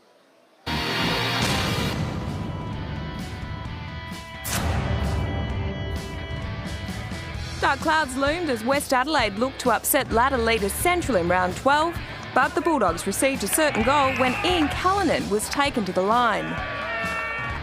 Ford Caruso threw himself into the contest and kicked truly, but scores remained locked, a goal apiece at quarter time as the Bulldogs' defence stood tall. Callanan again proved the danger man in the second term. It flicks over the back to Callanan. Now Callanan told, go kick a goal in. The Bloods careless in defence as Adam Swatala kept his eyes on the ball. Luke Hable converted on his behalf. Paul Thomas made it 5 goals in a row as Central led by 31 at the half. Nat Caruso looked to lift the Bloods after the main break. Here's Nat Caruso. Oh, lovely mark. This is an absolute cracking mark. He booted his side's second goal for the match, and his brother Ford tried to match his intensity, but the reaction said it all. The Bulldogs with a devastating goal late in the quarter as Chris Gowans restored the lead to 28 points. It took Centrals under a minute to strike the first in the final quarter. And here's Callanan. Oh, put your glasses down. There's another one to the Dogs. The Bloods continued to fight as Fort Caruso joined his brother with 2 goals, but the Bulldogs would remain a game clear on the top of the ladder, winners by 23 points. Beach and both Caruso brothers kicking 2 for the Bloods, while Callanan booted 3 for the Victors. In other round 12 matches, South Adelaide went down to Port by 15, Sturt had a tight win over Norwood, Tograma booted 4 as Glenelg were too classy for the Roosters, and the Eagles had the bye. To the ladder and its Centrals on top from Glenelg, Norwood and the Eagles, with West Adelaide making up the top 5. North are just outside from Sturt, Port and the Panthers. All eyes were on Carmichael Hunt in round 9 of the VFL as the Rugby League convert made his footy debut, and they were still pouring in when the man they call Special K made his first impression. Carmichael Hunt, there's his first tackle, he's used to doing that, and he reaps the benefit. His work without the ball proving far better than his work with it. So the football world of all codes holding their breath as Carmichael Hunt comes in and kicks it out of bounds on the full. But it wasn't long before he was right in the thick of things again, his first goal in his new code quickly becoming 2 thanks to a push after the kick. Running to open goal, there's Hunt. Here we go, Hunt gets it, opening goal. Come on, you've got another kick a goal. Well, there you go, 2 goals in the first 7 minutes of your first game of Australian footy. You take that. From there, though, Hunt's influence waned as the Tigers hit their straps, booting the next 5 goals to take a handy 10-point lead into the first change. Both teams gave up easy goals early in the second term, before they dried up until the 25-minute mark, things evenly poised as Nick Carnell's late effort gave his side the ascendancy. Advantage paid and Carnell goes in and makes them pay. Football royalty had turned out to see the Carmichael show, but with the main attraction struggling to find his feet, what they saw instead was a third-term demolition job from the home side. Now Webber, he should finish well, does. The Tigers putting their inexperienced opponents to the sword in a commanding display as the Gold Coast luck deserted them. Megan, yes, touched. Well, that's a goal. Robin Nahas outstanding in his return to the VFL. 2 goals for the term, seeing Coburg out by 63 points at the last change. Trent McKenzie got the ball rolling for the visitors in the last with a huge kick before Dean Polo restored order at the other end. But to their credit, the youngsters kept trying. 5 goals and some strong marking in the final term, adding some respectability to the scoreboard. That is terrific stuff, and up goes the big man in Liam Patrick. But it wasn't enough. Nahas booting his 4th to hand his side a 47-point win as Hunt was left to ruminate on a difficult debut. It was just good to get there and get my hands on the ball, but obviously it wasn't too many times where I got the touch of Sherman, but my chance will come. Nahas putting his name back in front of Richmond selectors with an eye-catching performance, while Hunt's early cameo saw him equal Danny Stanley and Charlie Dixon as the Gold Coast leading scorers. In other round 9 games, Geelong comfortably accounted for Werribee, Casey beat Sandringham, the Roosters overcame the Seagulls in a thriller, Collingwood were no match for the Bull Ants, Box Hill thumped the Bombers, and Frankston went down to Port. To the latter and Casey are alone on top, with Williamstown, the Roosters and Port a game behind. Collingwood are next, then it's the Bull Ants and the Bombers, with Box Hill making up the 8. Sandy are outside on percentage, followed by Geelong and Coburg, with Gold Coast and Werribee next, and Frankston still on the bottom. And welcome back to Fremantle Oval, where at half-time Swan Districts are leading South Fremantle, the reigning premier, by 10 points. On our way to our special guest down on the boundary line, somewhat predictably, up at Arena Joondalup, Claremont coming off the bye, the league leader, leading West Perth by 29 points. East Fremantle thumping Peel, not far from here down at East Fremantle Oval, 10 goals to 2 in the opening half. 51-point lead to the Sharks, but it's all tied up in the battle of the co-tenants, Ryan, across at Leederville Oval. East Perth and Subi, 7 goals, 7 apiece at half-time. Yeah, it's a big game for both sides, wanting to try and make their way into the top 4. It'd be good if East Perth win, not just because I'm an East Perth person, but it just keeps that interest in the 4th spot alive, because that'll put a side that's down in 7th position still in the hunt for a top 4 finish. So, it's a good game, and who knows what will happen in the second half. Well, the word nowadays in sport, legend, champion, they're bandied around far too much. But our guest down on the boundary line is a legend and a champion of the sport of Australian football in WA. Back in 1955, as a 10 to 17-year-old, he won the Sandover medal. Knee injuries cruelled his career. He still played over 130 games of WAFL footy, and then he made a tremendous mark as a coach. He started with a premiership at East Fremantle in 74, 4 premierships then through the 80s to 1990 with Swans, and then his last premiership with South Fremantle here in 1997. So 6 premierships across 3 clubs. We're speaking, of course, about the great John Todd. He's down on the boundary line with Rod Willett. Yes, thanks very much, Glenn. And when you have a star like you've just introduced, John, you like to get him down here, and when we got the opportunity, have a bit of a chat to him about how the game's going. John, welcome along. I'm glad Glenn can remember all those stats. They're pretty impressive, aren't they? Goes back a long way. It's pleasing that somebody can remember back that far, but it's great to be here, and I'm looking forward to the second half of this game. Now, John, while I've got you here, I want to have a bit of a chat about the state of the game in WAFL at the moment. How do you think it's going? AFL's going ahead in leaps and bounds. How's the WAFL going? I think it's showing great promise. Like they've got away from the AFL style. They're starting to kick the ball and move the ball, and there's more goals scored, so that's great entertainment for the people who follow WAFL footy. It disappoints me the way AFL's going with, everyone jumps on one another and the player can't release the ball, so they get pinged. So it's just entertaining today to see the ball moving quickly from one end of the ground to the other. Good skills, some good high marking, and that's what people come to footy to have a look at. So it's pretty healthy. With the skills and that these days, and even the WAFL, times at the moment, we're spending more time kicking, marking. should the skills be a lot better than what they are? We saw a couple of periods of that quarter where they just turned it over and dropped chess marks. Yeah, that's a worry. It's a concern. I just think it's eye off the ball and trying to make the decision without, grabbing hold of it. But look, getting back to AFL, there's no excuse why any AFL footballer shouldn't succeed with the amount of time they have and on their hands. And, getting back to goal kicking, they miss far too many. Ball handling's a little bit suspect at times. I know they can talk about pressure, but, if you're skilled enough, you'll overcome that obstacle quite easily.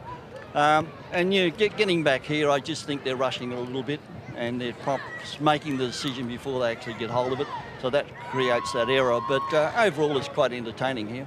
Now, also with some more other big changes in football, we've got the new 2 AFL teams coming in. Obviously, Gold Coast next year and GWS the year after. How much of an effect do you think that'll have on the talent pool here in Western Australia? Remember, there's something like probably 100 more kids in the next couple of years that could be coming from somewhere out of the system. How much effect do you think it'll have on here? I'll have an effect, there's no doubt about that, because we have been producing AFL footballers for a number of years, and this year, next year, is going to be no exception.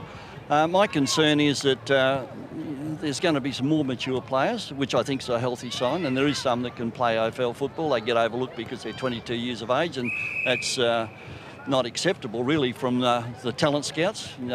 Getting back to Peel, I suppose that's a concern, but they are producing footballers down there, and there is an argument to say, OK, they're doing their job, they are developing these footballers. But I think if we're going to have a healthy WAFL competition, we've just got to try and help Peel, help Perth in some way to even up the competition a little bit more, because no one wants to go and watch Peel get beaten by 190 points, and the same applies with Perth. So they're both in that situation. So that widens the gap, and it doesn't advertise our game the way we would like it to be.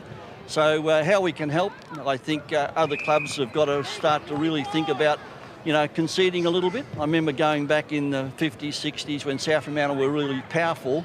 They had a number of players that they released to Subiaco with the Don Glasses, the Amaranti and many others, McGilvray, and Charlie Tyson went over to coach Subiaco, and they played in a grand final. So this is what clubs have got to relent a little bit and say, OK, these players not getting a game with us, let's release them to other clubs so they can bolster the playing strength of Peel and perhaps Perth. It's almost time they looked at it and said, well, they've been beaten enough. Now we need to give them a hand. Maybe we need to invest for the future. There's plenty of good young kids coming from there. They're that good, they're actually getting drafted and not actually staying in the fold there. So I just think that it's time to start looking at the bigger picture of WAFL rather than just looking at our individual needs of each clubs, because if we get more people behind the WAFL, more exposure, it can only be good for the competition. Well, I think getting back to reserves footballers, and a lot of them not getting a game and they get disillusioned and they go and play country football, I think those players should be the ones that are given that opportunity to go elsewhere. Now, clubs sometimes hang on to those players for safety reasons, but they do get disillusioned. They do end up going to the country. So I think there's got to be some rules made with the reserves about trimming that a little bit, bringing the age, perhaps have 5 players over the age of 24, and the rest, if they're not getting a game, should be able to go elsewhere. They've got to certainly do something to bolster that playing strength. We cannot afford to let players just go to the country for more money without giving them the opportunity to play at the highest level that's possible. Certainly. John, a question from me upstairs. I mentioned in the opener, for the youngsters probably aren't aware, that when you were in your playing days, this ground was a home ground, not just for South but East Fremantle. What was the atmosphere like? So many of the blokes worked down at the port, they trained here on the same ground, and then you went out there in the derbies, which was such a big thing in WA footy.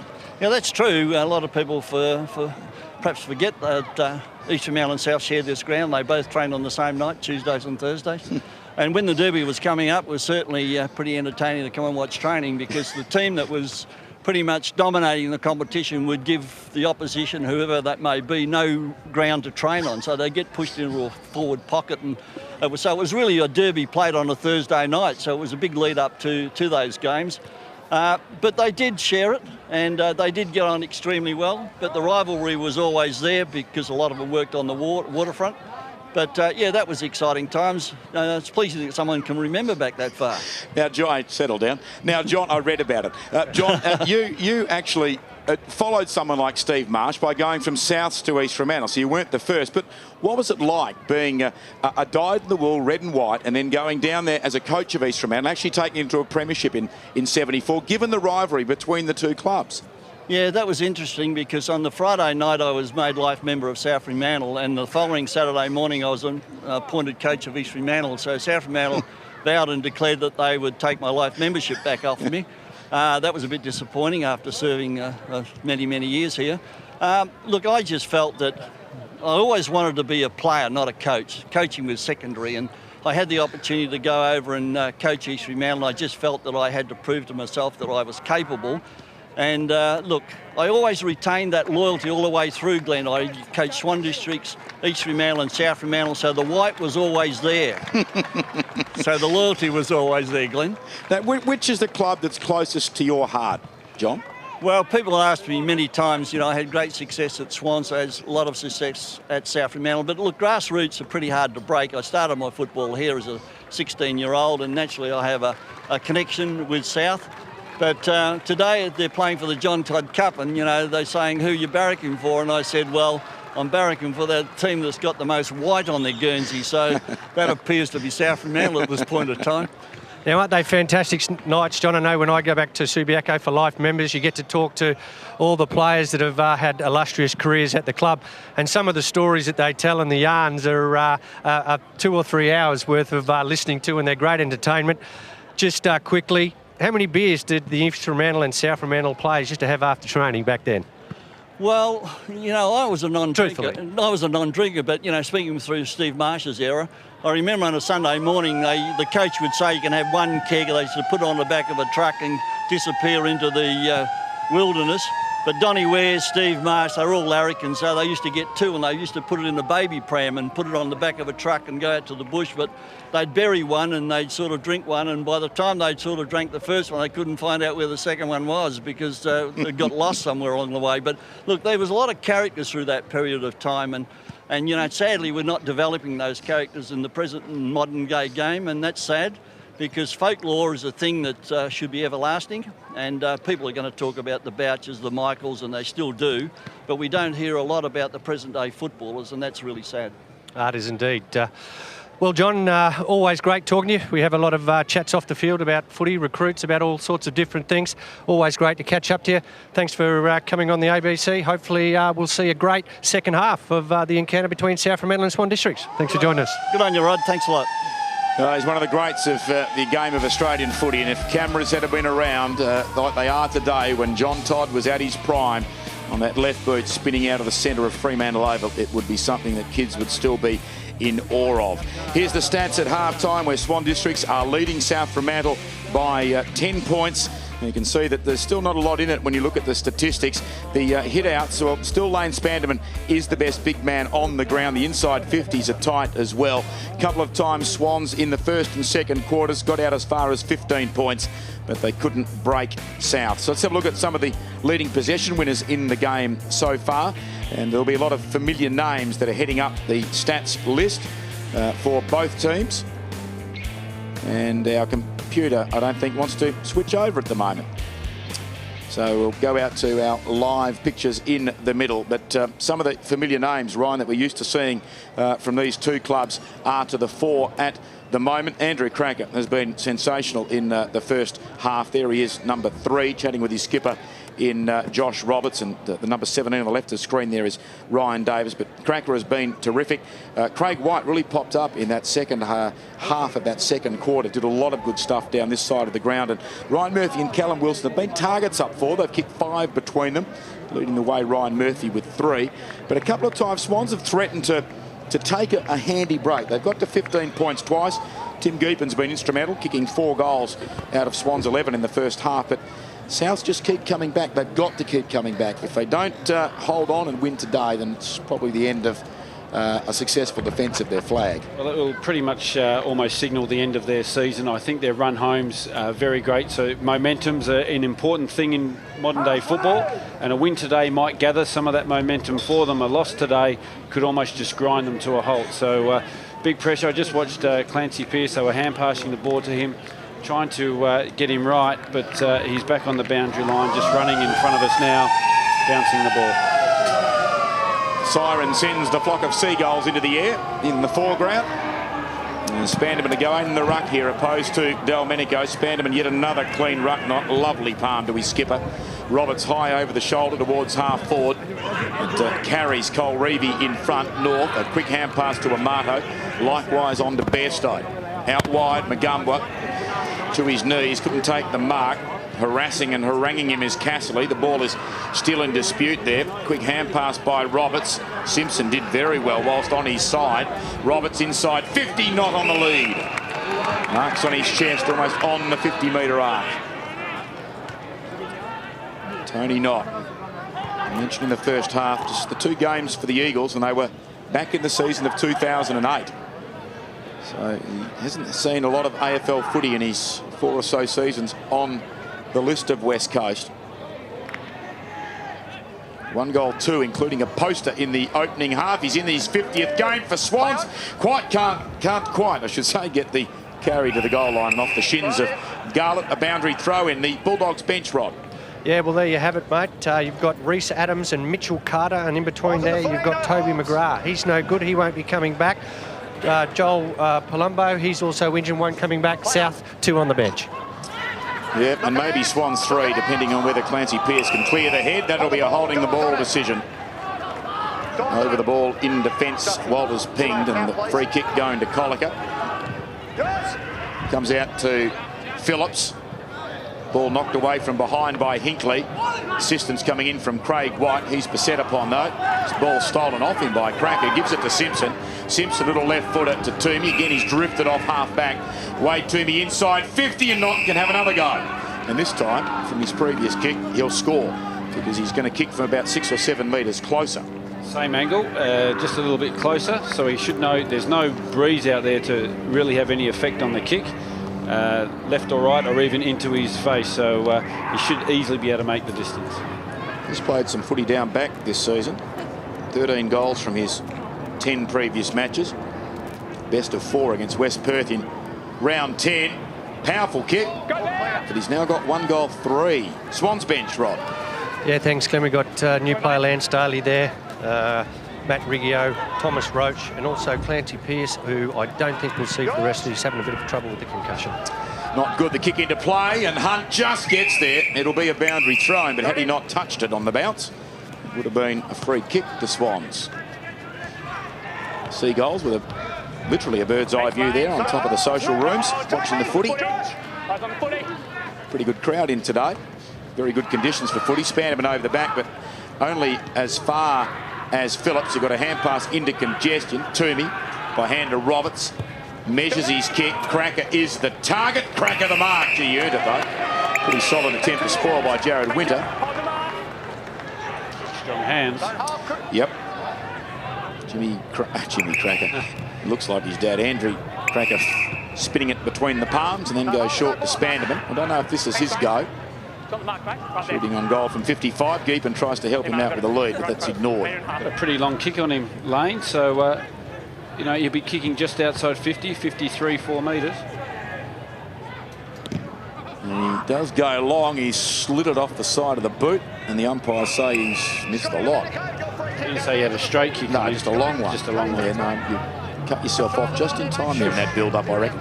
Now, Delmenico, his opposite number, the South Ruckman, is the recipient of his poor kick, and he might actually give it back to Spanderman again. It was a good attempt to try and spoil there by little Colica. Roberts on the boundary line, hurried kick forward, and that'll be over the shoulder, is it, to Walters, or a boundary throw-in? No, boundary throw-in. Thought Nick Walters might have just been taken high there. See, he's wearing the GPS. It's a long way from Bassendean to Fremantle Oval. Yeah, I don't think he ran down. Fremantle wanting keeping tabs on how he's going. Domenico wins it down to the front, then flicked down by Amato. Not playing for the free kick. Bottom of the pack, Miller pulled off the footy. Here's Bairstow. Hand passes into the path of Phillips. Was he grabbed but not in possession? No. Roberts a hand pass away. Stealing it off the deck. Davis, left foot shot, and he's followed Spanderman's rangefinder. Another one out of bounds on the full.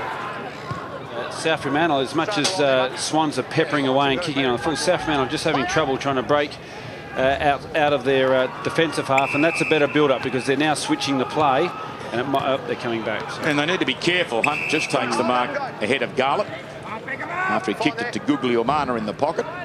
Guglielmana's going to run behind him here for a potential hand pass. He doesn't do that. He goes looking for Winter. And he takes the mark.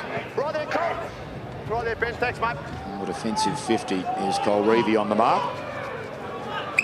Jared Winter, pretty solid lad as he pops it beyond 50 to Guglielmana. Feigned the hand pass. Now a kick into the middle of the ground. Domenico's the target. He's got runners outside him on the wing. And he goes to the furthest most with a looping hand pass. Sam Hunt. Hunt checked. Hand passes backwards then to Craig White, who finished the second quarter very prominently. Pulls it inside 50.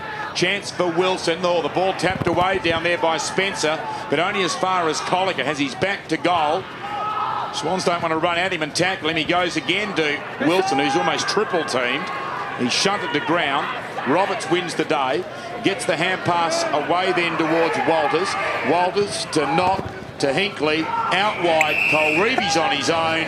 He goes long, and that wasn't a great option. Hunt is the only man back there, but the ball does elude him, and I'll have a boundary throw, and it's probably better than a behind, as it turned out. It's a good result now for Swans, because if that ball had stayed in or gone for a point, South Fremantle players were lined up along the outer side there, and they could have run it easily back into attack again. How disappointed would John Dimmer be with Anthony Collico? He has the ball for 2 minutes, does 2 pirouettes, and kicks the ball along the ground and not even to his teammate. Geepan wins it down. Chance, though, to clear through Amato for Souths. Good kick. Finds Winter. Early stages of his career. Just his 11th game. It's only his second this season, though, as he kicks to the outer side. No one could mark. Perhaps taken high by Magumwa. Swans can go forward again. They're not getting much result, though, in the opening 7 minutes of this quarter. Just a behind so far. That was a well-weighted kick. Hinkley immediately off to Jetta. 2 bounces. Carries him to centre-half forward. Long kick, and they find a mark. Basson, was that okay? It was. Gave the nudge to Knott. And now a beautiful kick. White can play on. He's got Ashton Hams breaking towards the wing. In fact, it's Kyle Hams. He's got the mark. Winter calling for it back near the middle. Kyle Hams, though, just chips it up to the veteran. Chris Miller didn't take it. Spencer, grabbed by Miller, releases the hand pass to Toomey, back to Spencer, who's run from full back, pokes it into the attacking half to Garlett. Garlett, well done on the mark there by Amato. Made Garlett's kick awkward. Hunt wins the battle on the ground with ease. Hand passes then to Bairstow. Feigned a hand pass, got Spanderman airborne, and is then tackled and holding the ball. Garlett earning the free kick. Bairstow just trying to do a little bit too much. Great tackle. Got around Spanderman, but not so easy to get past Garlett, who plays on by hand. Oh, crackers met solidly front on by Miller as he was kicking. Sir Simpson, who's on report from the first half, long with the left boot, and a good mark taken by Geepan, who can line up and should kick his 5th. Well, it's certainly opened up in the midfield again this quarter. It's almost been a bit like circle work. It's been running in and back out, but no one's put any real scoreboard pressure on. Here should be, a goal for Swan District. He's been kicking well. He's kicked 4 up until this point. Well, 8 minutes so far, and just Swans behind. The only score on the board in the third quarter from either team. Geepan doesn't never have a confident approach. He shuffles, he stammers, but he goals, and he's got 5. He did kick 7 back in round 4 against East Fremantle, his best haul of the 27 that he's got thus far in the season. And they're out to their biggest lead now, 17 points. He's kicked the last 2 of the game, is that correct? Yes, either side of half-time. Either side. But again, good kick. The hit on Cracker in front of us here was fair. There was nothing in it with Miller meeting him front on. He kept his arms in and all the rest of it. But, South Fremantle should be disappointed in all that play. They did have opportunities to move the ball forward, but just couldn't hit the target or get the ball onto a teammate forward of the play. And, now they've been penalised in the harshest possible way, and that's a goal. Biggest margin now, 17 points. Twice previously they've been out by 15. This is Riggio with the left boot. Out wide to Garlett, too much carry. Sport from behind by Amato, but it falls with Wolfenden. Goes looking for Cracker. He's spoiled illegally by Winter. Push, the umpire says.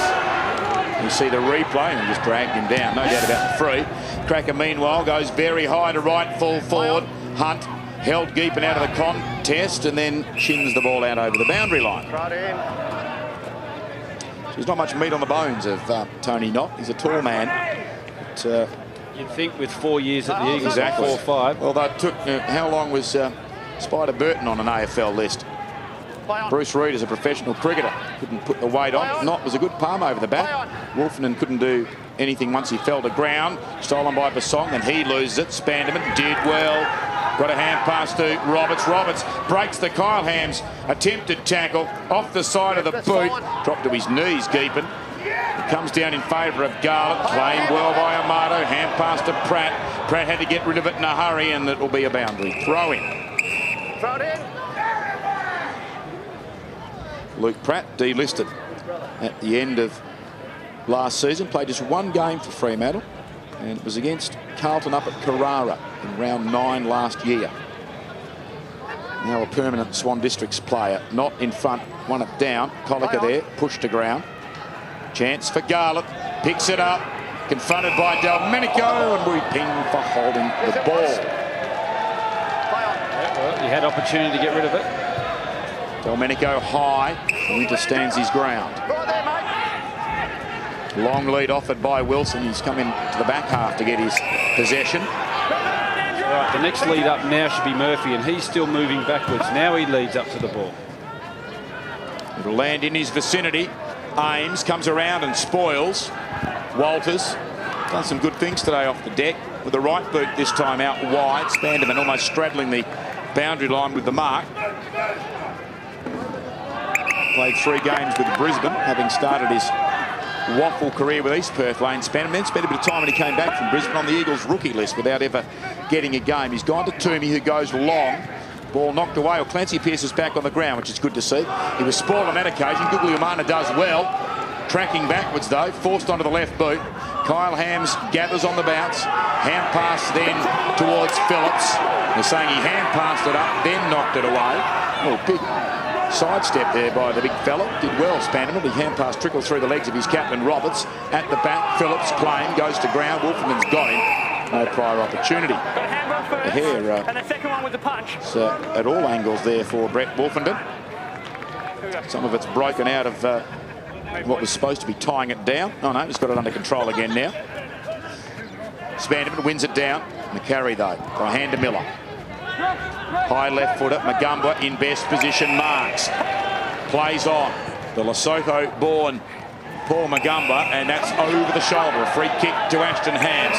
Now they're both back there, Wilson and Murphy. Will one stay at home and one lead, or will they both go in opposite directions? They're both pretty stagnant at the moment, and Hams goes backwards to his twin brother Kyle. Kyle further backwards to McCarry. They're going to try and build up around the outer side. That was lucky. It was off the side of the boot, but North all alone. Actually, there's only 2 players behind North, and they're way down the defensive goal square for South. Guglielmana has it. Miller on the lead. Now Bairstow's crept on the ground out wide, and he's just spotted him. He's just come on through the interchange. They could get an overlap here. No. He plays on. Kicks now. It'll land about 30 metres out. Big fist by Ames. A push. And Souths have got the shot on goal. Wilson earning the free for being pushed. Pushed by Michael Walters there. And you'll see he's just come across. He didn't get anywhere near the ball. He's just sort of got into the side of him. And I think that's a fair free kick. Callum Wilson's got 2-2. And one of the 2 behind's a poster. Should kick this. Though he has missed a couple of relatively easy shots. Dead in front, 40 out. Long, straight, another goal. He's got 3. Murphy's got 3 down there as well. And South Fremantle stay in touch again, trim the deficit to 11 points. Yeah, it just had that feeling there, as much as there wasn't on the scoreboard much pressure. But just that sort of feeling that Swans were getting the better of South Fremantle, and it could just start to creep away. Much needed goal and finish there by Wilson. But yeah, they just are hanging in there. But there's just signs that I reckon that Swans might be able to break it open. They've just got to, you know, capitalise on those opportunities. 2 out of bounds on the full, 2 misses as well. And the crucial thing, they've now got a full bench. I mean, Pearce did come onto the ground, and we know that they're down to 2 on the South bench with Palumbo and McGrath both out. That could be telling. It's quite humid today. You know, they should be instructed just run hard. There's plenty of legs, fresh legs on the bench to rotate through. From the bounce, the second restart, Adams did well, got it onto White. Fumble out there by the Bulldogs by Craig White. Now Miller's hand pass knocked down. Still a scramble near centre half forward for Souths. Gathered by Toomey, got a hand pass to Hinkley on to Spanderman. Spanderman a quick hand pass, releases the run of Colreevy. Swan surging forward north, read it well in flight. Just outmanoeuvred Pearce, who perhaps is not at his best, even though he's back on the ground. Hunt marks, goes on immediately and hits White on the chest. Craig White backward to the centre line, outer wing. Hogs the boundary line, big fly by Murphy, off hands Pratt. Kicks it back to Craig White. White inboard to Ashton Hams. Seen a fair bit of the footy today, the West Coast Eagle. He plays on, not sure what to do, so he goes across half back to North. Enough movement forward of the ball for South Fremantle at the moment. They're just standing flat-footed, hence they're going to go back and forth and sideways in their back half. Marto plays on, he'll go back to Guglielmana at right full back. Guglielmana more direct down the edge of the centre square. White accelerating to take the mark. They need some more run from behind instead of just the stationary kick mark game. Craig White now goes long towards right half forward and out in front, tumbling mark taken by Spencer. This game's in total contrast. The first half we had 21 goals. Had just 2 goals here, one each team in 17 minutes, so it's really dried up. Simpson with the footy now, goes looking for Roach. Good recovery after he dropped the mark by hand to Hinkley, returns the favour. Roach gets around Delminico but lost the ball as he bounced it, still gets it back. Casserly, hand pass, they're in the front half now. Davis with the footy for Swans. High kick, should be easy for the South's defence, it is. Hunt fists it away from the smaller Colreevy. Going to ground back there, Phillips. Coming in to try and assist is Amato, and the umpire will ball it up, saying that Phillips had the footy, but it was Swans that actually dragged it back in and pinned it beneath him. Ben Colreevy, former AFL listed rookie with Fremantle. Wolfenden over the footy. Garlick came out without it. Phillips has it beneath the body again. I think the umpire will ball it up, and he will. He ducked his head into the tackle. The marks now is Garlick waiting to come, not Garlick, Michael Walters waiting to come back on the ground. The mark's 76 to 46. That's in favour of Swan Districts from the contest. Away goes Guglielmana. He's played a good game today. Look away hand pass. Mitch Carter accelerates, just gets away from Roach, but may have done enough to put him off there. Well done, Ames gets it. Hand pass to Casserly. Across the half back line, a fumble. He almost dribbled it up basketball style there, Hinkley. Patted it to himself. Spanderman, Hinkley, now Ames. It'll give off to Roach. Roach short, and the mark taken by Walters. Davis is free. Will play on. Tackled by his opposite 17 in Carter. High kick inside 50. Domenico backing back, fisted it. And a South Fremantle free kick. Man behind Domenico was being held out of the contest. Hunt across the defensive goal mouth to North. North now very wide. Adams, and he's got trouble here with Cracker sweating on him. They both go to ground. They both bounce up. Andrew Cracker has stolen out of his grasp. And he seemed to be actually led when he didn't have the footy. Support coming in there from Jetta, but in the end, Kyle Hams gets it and they work it across further afield from Adams to White and across the half-back line. Hunt plays on. And he's got the veteran Miller. Game number 230 for Chris Miller. He goes long towards Wilson, with him Spencer. Chance at the back for Murphy. Gathers the footy, well tackled by Ames. Could have almost been pinged then for just throwing it away when he was tackled. The umpire saying it was just the momentum of the tackle, perhaps, that spun the ball from his grasp. We'll have a ball up. Meanwhile, at Leederville, Subiaco have eked out a 5-point lead over the co-tenants. 10-10-70 Subi, 9-11-65 East Perth. Play on. Magumba wins the ball down. Miller, was he pushing it back? The umpire says no. The other games being played today. Claremont, 5-goal lead at the moment over West Perth. 67-37, time on in the third quarter. And Peel Thunder are down by 64 points. Trailing East Fremantle at Shark Park deep in time on in the third. Here's Guglielmana. Hand pass away. Knocked down then by Colica. Riggio, a fumble. Not a good place to have it. The last line of defence, Bairstow. Freak shot on goal by Colica, and he's got it. Threw himself onto his back and made the sweetest of contact over his head. And Souths are back to within 5 points, and that is easily the goal of the day so far. Well, he's kicked two very good goals. He kicked one in the second quarter where he scooped the ball up one-handed, running into an open goal. But here, just good forward line pressure. All the South Fremantle players were trying to queue up to have a shot on goal, and Colica got the hand pass off Bairstow and just threw it on his boot over his shoulder, almost soccer/football-like. Scissor kick almost. Scissor kick, and kicked a very good goal. They hang in there. I must admit, they're not playing with the flair. Neither side are playing with the flair of the first half. They're just getting over the line to hang in there, but you know, it's going to be a tough ask. Crooked bounce. We'll come back again. Great set. Straight out, boys, please. So another big loss. 11 goals down, almost clear, with a quarter remaining at East Fremantle Oval. It's been a regrettable season for the Peel Thunder. Ball tossed up. Now what's happening? Too many men in the middle. It was a reset. Got too many Swans jumpers. This could prove costly. Magumba can put South if he wants to, fairly deep in attack. If it goes long, there is space deep in the forward line. If you can kick it long. He goes out wide, comes Wilson on the lead. Bravely in front stands Pratt. Off hands Miller. Miller long, unguarded goal square. The Bulldogs have hit the front again. Well, there you go. Chris Miller's finally made sweet contact on the ball today, and I would say that's his best kick. Not just the fact that it was a goal, but just the best contact of a kick he's done all game. But yeah, look, that long kick over a line, kicked over the half-forward or on top of the half-forward line, and there's nothing worse as a defender having to back knowing that there's a group of players coming up behind. Miller got front and square, so it was a good contest by the South Fremantle player there in, who came up, that was... Who came up? Wilson. Wilson came up on the contest, and good front and square and goal.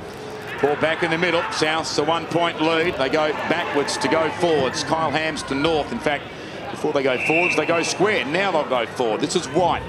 Running it up towards the wing. Long kick, running with the flight. Reese Adams a fingertip, but couldn't quite get it. You can see his annoyance there, thudding the ball into the turf. Now the biggest lead Souths have held all day when they've hit the front is 4 points. 3 times they've got to a 4 point lead. They're up by 1 at the moment. Cole Reevy from his knees, cannoned into him by his own teammate there, Cracker, which didn't make it easy for him. Comes back to him. Now Davis had the hands free, got a hand pass out, but South's lurking at the back. White, diving gather by Walters. Now what will the umpire do here? This could be holding the ball, I reckon. Yeah. He dived and sort of dragged it beneath his body.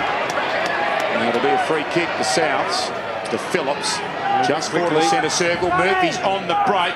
The kick won't carry to him on the full. He can't get a hand on it. He backtracks, gathers now. Hand pass off, then snapped by Adams.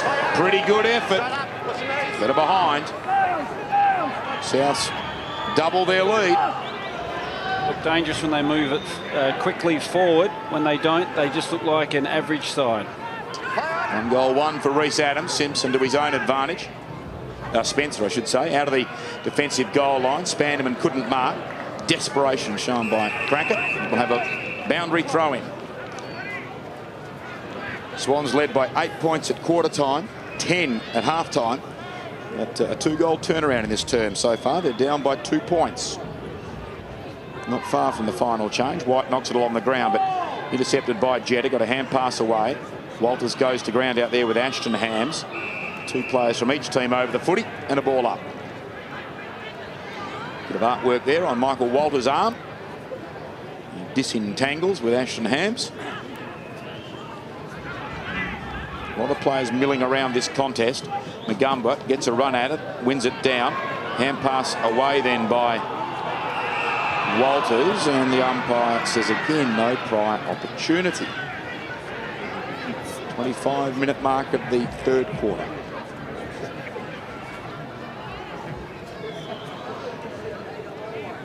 Spanderman almost clean possession. Ashton Hams, bottom of the pack. Umpire says holding the ball. Tackled by Jetta and Casserly. Ashton Hams giving away the free kick. Casserly with it on the defensive 50. Just 4 goals in this quarter. Let's move along, play on. There were 11 in the first term and then 10 in the second. Kick towards the outer side. Off hands, Toomey running along the boundary line, a hand pass to Cracker, off in turn to Garlett, 55 out, Garlett on an unguarded goal, last in line, Colreevy, Marks plays on. Swans have taken the lead again. Good build up there, good movement of the ball from the back half to the forward half, well, there's a delighted Swan District supporter waving his flag, but Colreevy just read it well here, and you'll see the play here, just good link of hand pass. Again, Cracker's involved, brings it back into the corridor. And that kick there is just a very nice kick over to Colreevy. The kick by Garlett was just spot on. Colreevy was running back to his goals. Instead of going back and having a shot, just quickly turned around and finished off with a good goal. Well, they needed that. They'd actually played 16 scoreless minutes. Prior to that, they conceded 3 in a row, and from a 17-point lead, they actually slipped to 2 points behind, but they're back in front now. Spanderman winning it down. Cracker grabbed, he gets a high kick forward, and good mark taken there by Vasong. No, they're saying that he was either nudging or grabbing Knott. So Tony Knott's got it. Swans coming home strongly here. 27-minute mark of the third quarter, but back with the fly. McCarry arresting the ball overhead. Kicks it out wide. White really came into the game from about midway through the second quarter. Hand passes to not to North. It's Ashton Hams, who then kicks into the middle. The song just gets the hand pass away. Miller measures the kick. Murphy marks on the lead. Right on the 50-metre arc. That's better by Ryan Murphy, leading up the corridor to the foot of the kicker, opposed to sort of waving it to be kicked long or anything like that. He actually was on the move. Lining up for his fourth.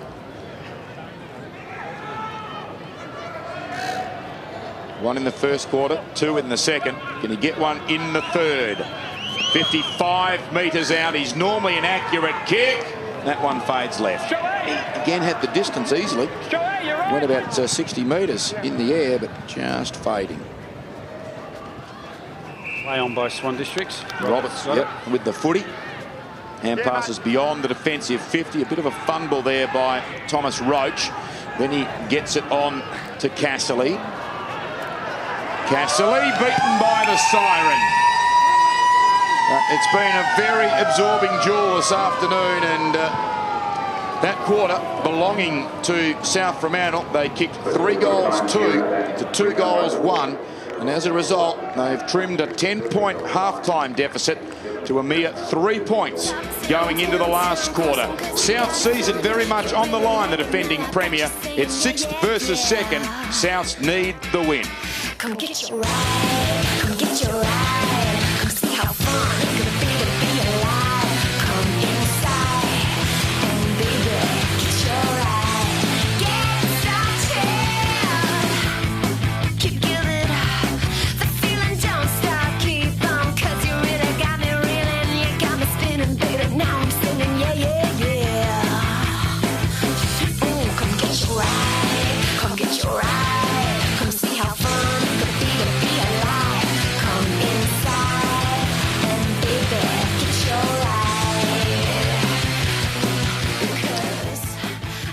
Well, looked at one stage in that quarter when Tim Geepan got his 5th at the 9-minute mark, and the lead became 17 points for Swan Districts, that Souths might finally have their spirit broken. But they then, Ryan, kicked 3 goals in a row. They actually got to a 1-point lead, and then another behind took it to a 2-point lead before we saw the late goal from Colreevy. But interestingly, Swan seemed to have the game broken open, but they only got one more score from the 9-minute mark to three-quarter time, virtually 20 minutes with just the 1 goal. Yeah, it's a funny quarter, that one there, because contrast to the first half, no one could really get that flowing motion in the first part of the quarter. Swan should have kicked 2-3 goals at the beginning part of that quarter. Then South Fremantle got 3, got them in front, and that was because they started to move the ball through the corridor again, and leading up, and Murphy should have kicked that last goal, and it was a wonderful bit of play. The one goal that Swans got late in the quarter was from a good play deep in their back half with a chain of hand pass. Cracker got involved. It was Garlett that was kicked to Cole Reevy, hit the target. They just can't sort of break the game completely away from South Fremantle. Full credit to South Fremantle. They're hanging in there. They haven't got the bench to be able to keep the rotations. But you just sort of feel at some point maybe Swans are going to run away with it, and then sort of South, and you think, oh, hang on, they're coming back. But, I still think Swans have got enough class to get over the top of South. Yeah, the big problem for South Fremantle today, when they've hit the front, they've never been able to really go on with it. 3 times they've got to a 4-point lead, and in that quarter they got to a 2-point lead. They've never been able to really stretch the elastic. Let's have a look at the goal kickers to 3-quarter time here at Fremantle Oval. 5 to Tim Geepan, a good return for him. In fact, the only multiple goal scorer still for Swans. 3 each to the 2 tall forwards for the Bulldogs, Murphy and Wilson, and smaller players in Guglielmana and Colica bobbing up with 2 goals apiece. Leading possession winners for South Fremantle. I've really liked the game today of Guglielmana. He was on song early. He played a very good first 15 minutes, and at the moment he's had 20 disposals and 9 marks and capped his game with 2 goals. White became very prominent from about the halfway point of the second quarter. Chris Miller, 21 disposals, so he's on track to keep up with his season average of 26. Ashton Hams would have thought he had more of the ball than that, but 14 disposals, and Hunt seen a bit of the footy in the last line of defence with 6 marks and 14 touches. Cracker, 23 disposals. He'll go beyond his season average of 27. Roberts, 25. Tony Knott, his kicking goal front wise has let him down. 1 goal, 3. Higley with 16, and Roach has shot out 11 handballs amongst his 17 disposals. And Tim Geepan, he's been pretty efficient, just 7 kicks, and he's got 5 straight goals. The marks are the one lopsided area. You can see there 34 more marks taken by the Bulldogs, but it hasn't really done that much for them on the scoreboard. They've had 20 more kicks, 13 fewer handballs. The free kicks are dead even. The inside 50s, though, in that quarter being taken out a little bit further in favour of the visitors, now 41 to 31. Let's have a listen to John Dimmer at 3-quarter time in the Bulldog huddle. Come out wider, but every time there's a ball up, you're right in there, and that's not good enough. And that little tiny tiddly kick that went with Willow with, long, right? Okay, now make sure you learn from it, okay? Because your work rate's been good. There you go, the work rate's been good there for Anthony Colica. He just needs to go long, get his vision up. Let's go out to Rod Willett alongside that Bulldog huddle. Yeah, thanks, Glenn. And I'm sure John was also telling him about that little pirouette that I mentioned in 3-quarter time where he turned over the footy. But at the moment, South have been pretty much playing catch-up football all day. Now, that's okay, but what does make it a lot more difficult for them now is that they have 2 injuries with Palumbo gone and also McGrath. So going to be very hard for them to run it out. You think that Swans will try and stretch them even more through rotations right at the end. But I think if South are really going to sort of try and grab this game, they know how important it is. They've come off winning the last quarter, so hopefully a little bit of confidence up. They just need to play good football, retain the football, don't turn it over, and kick the goals on the scoreboard, and the game's there for them to win. It's as easy as that. Thanks a lot, Rod. Adam Guglielmana didn't play in the premiership team last year, averaging 19 disposals a game this season. He's had 20 to 3-quarter time. He's been terrific today with 2 goals as well. It's probably been the best performance I've seen him play. Last year, this year, he's been very good. He's been active. His skills are good.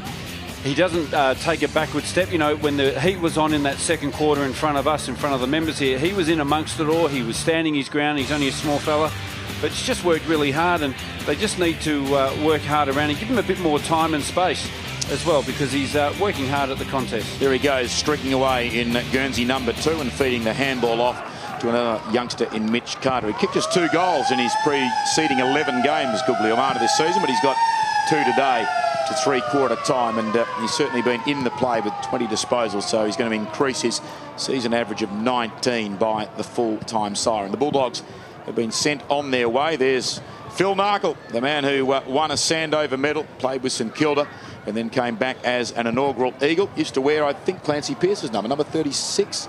36, I think, on the wing, and his brother Keith.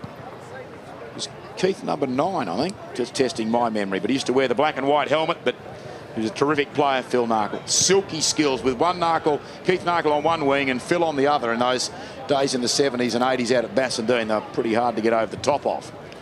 Works down at the Eagles now, hence he'll be down here talking to, you saw him talking to the Hams there. So he'll be down reporting back to the Eagles on their performances today. Let's go down to the Swans head coach, Brian Dawson. He's with Rod Willett on the boundary. Brian, as hard as you keep going, South Fremantle just keep following you, and they're just not going away. It's been that sort of game, hasn't it? You know, each team's had a period of sort of flow and probably hasn't quite capitalised on their opportunities, and that's allowed the other one to, you know, get back. So it's been a real tight affair, yeah. I think you've played the better football on the majority of occasions, but when South get it in tight in their back line and then run forward, you've been caught out a couple of times. Yeah, we certainly need more forward pressure. We've certainly asked for that, and we've got to be a bit smarter as we go forward. That we've got to be a bit more selective with the target that we're looking at. We've probably played into their hands a bit too often by going to the one where they've got 2 or 3 on us, so we've got to be smarter about that. South are 2 down, 2 injured. Will you try and exploit that? We're 1 down, so it's almost even, so we'll see how it goes. Thanks, mate. So the 1 down, I'd take it as Clancy Pearce. He didn't really get into the game in that quarter when he did come back on. I'm just scanning the ground. I don't think he's there at the moment. So no, he was pretty concussed, Glenn, when I saw him, so it's not unusual that he's down in the rooms and will take no further part in the game. Yeah, he seemed to struggle the 10 or so minutes. He did go back on in that third turn. So the last quarter underway and South's on the line. Domenico wins the ball down. Riggio over it. Got a good hand pass. Under pressure to Toomey. Kicks, I'm not sure he was intending for Cracker. It seemed to be off the side of the boot, but they'll take the resultant mark. Cracker. Thanks, Chris. Another big game for him. He's had all his magical skills on display. He goes deep to Simpson, who's actually on report for a high challenge on Craig White in the second quarter. He's going to have a tough contract telling the tribunal chairman during the week that he doesn't deserve a suspension. It was pretty black and white, dare I say, for the Swan District's player. It was a fairly reckless act. The ball thrown in now. Spanderman fists it inside 50 for Swans. Here's Guglielmana. Ball held to him in the tackle. And we'll have a ball up. Don't see enough of that now, where the ruckman sort of hoiking the ball into a space, and when they do it, often it seems like they haven't told their small players that they're doing it, so it should be used as a weapon more often. Domenico wins the ball down. Here's Guglielmana again. Hand passes to his own advantage and or the line. He did get a second pat on it, but it is over the line for a throw-in. Just his 24th game, Adam Guglielmana, coming down from Carnarvon. Same again, no holes, no blocks. Played last year in the home and away, but wasn't selected on grand final day when they won the flag. Domenico wins it down. In the end, Bairstow, McCarry, Marto into the path of Basong, charging off the full back line. Taps it to his own advantage. You'll want his left side. No, he doesn't. He's prepared to chip it with his right. And the chip was about all he could say. Didn't have much forward momentum. Well done along the ground, though, by Basong. To Kyle Hams, to Adams, to Bairstow, to Miller, back to Adams. Adams inside 50. Can they get the mark? They bring it to the front, South Fremantle. Jetta under pressure down there. Swans trying to get it through Ames. He goes to ground. In the end, Toomey helps him out. Defensive hand pass to Roach. And a Roach good kick to the outer half-back flank. Riggio playing on, and the mark taken by Simpson on the outer wing, goes wide, coming out. Colreevy takes the mark. Too far out to score. Former Claremont player Ben Colreevy, long to full forward. Geepan is there. He goes to ground with his marksman, and in the end, it's put through for a force behind. But Hunt and Geepan, you hear the umpire saying you were both in it. So no free kick. Just keeping an eye on Tony Knott just here on the bench. He's just come off the ground. He copped a knock in the throat there and had some trouble breathing, but he's off the ground and should be okay.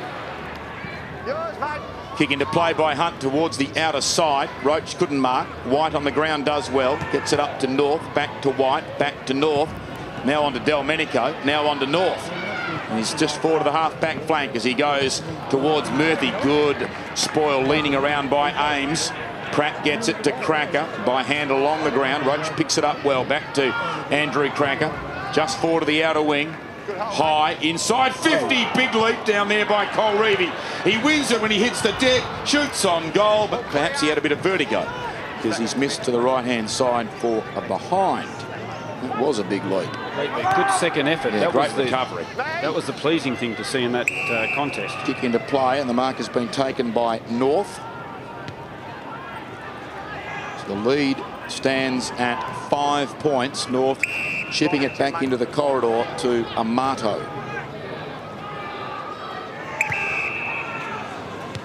He comes deep into defence, and Hunt takes the mark. Ashton hands, a little legs pumping. Wrong foot's Geepen. He just saw Hinkley at the last moment. Now goes right across the full back line to North. North, wrong foot's Cracker, which takes some doing. Goes beyond the defensive 50. McCarry slings the hand pass over the top to Basong. He feigned a hand pass, which meant that he was able to wrong foot span him in 2 bounces. He carries him just into the attacking half. He kicks towards 50. Spencer stood his ground, but shuffled off the ball by Wilson. Wilson a high kick towards full forward, running with the flight. Kyle Hams with him, Jetta. Kyle Hams can't gather it. Goes to ground with Jetta. Jetta bounces up and wins the day. Great defensive footy back there by Graham Jetta. On the full. Well, that was unfortunate because his hard work deserved a better clearance than that.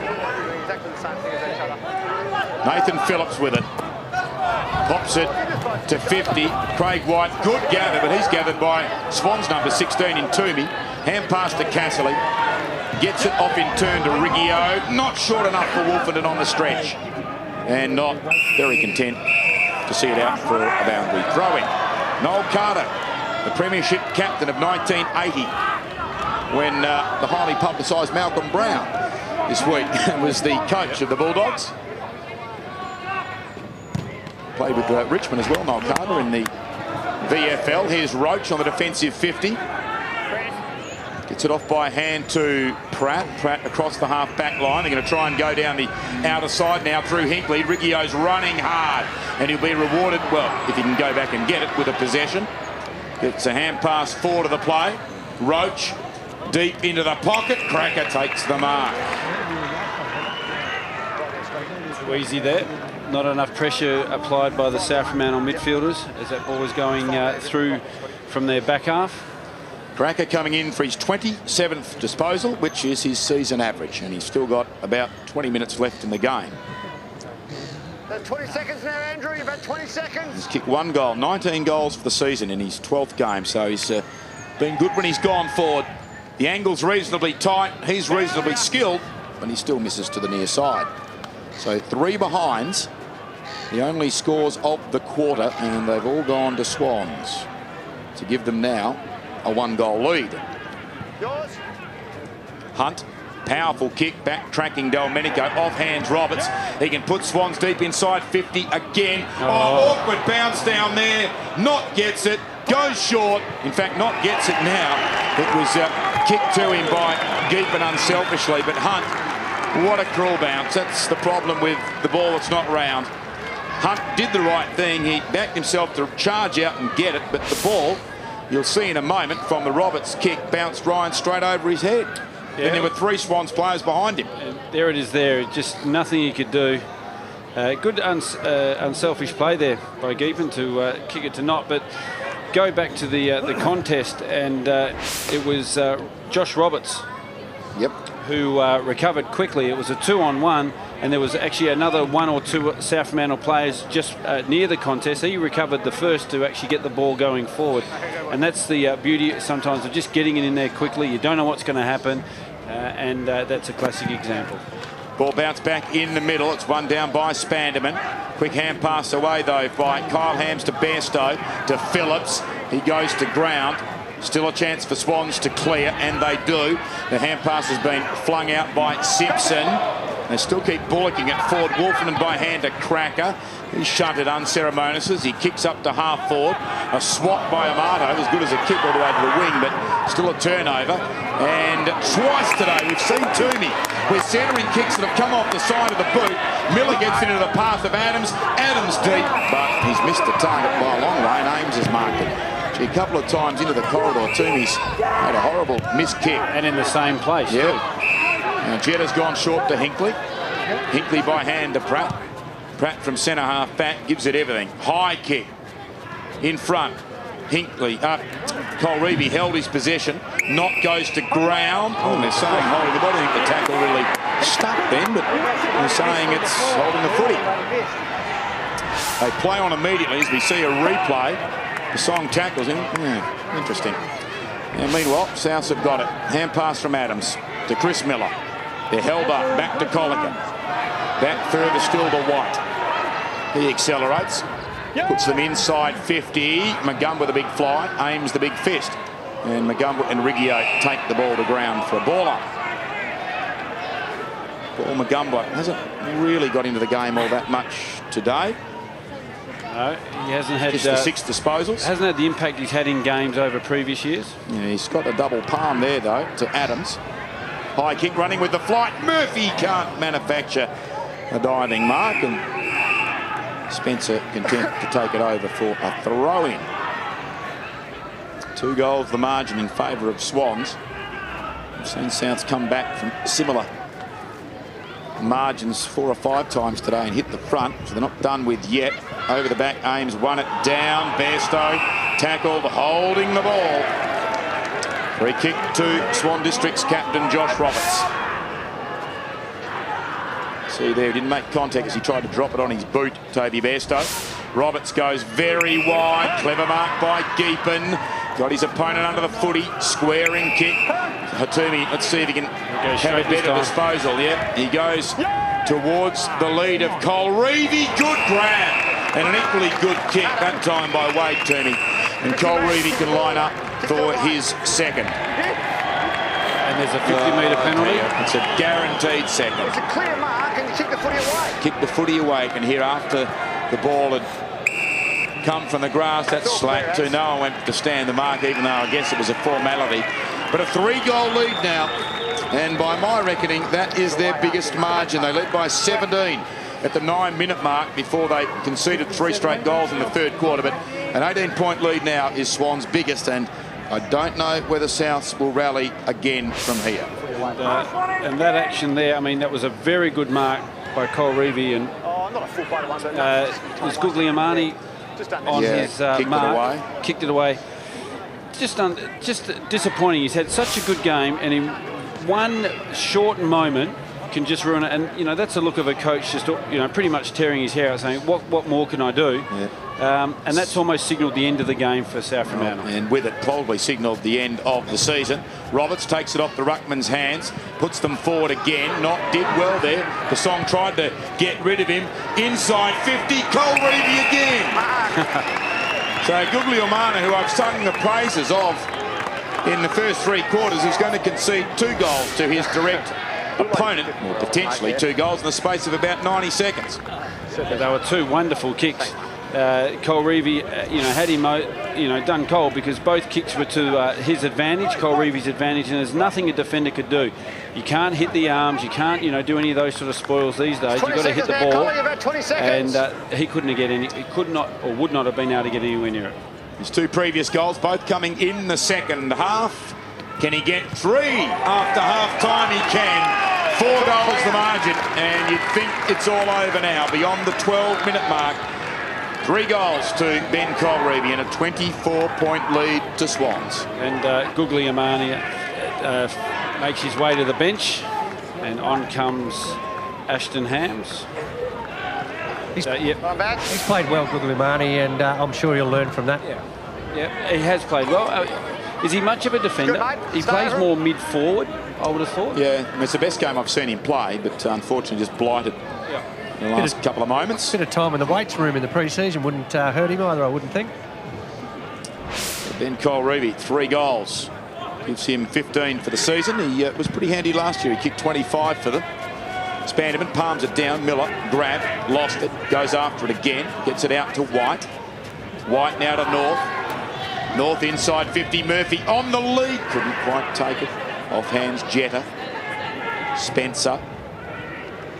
Long and wide to the outer wing, Riggio.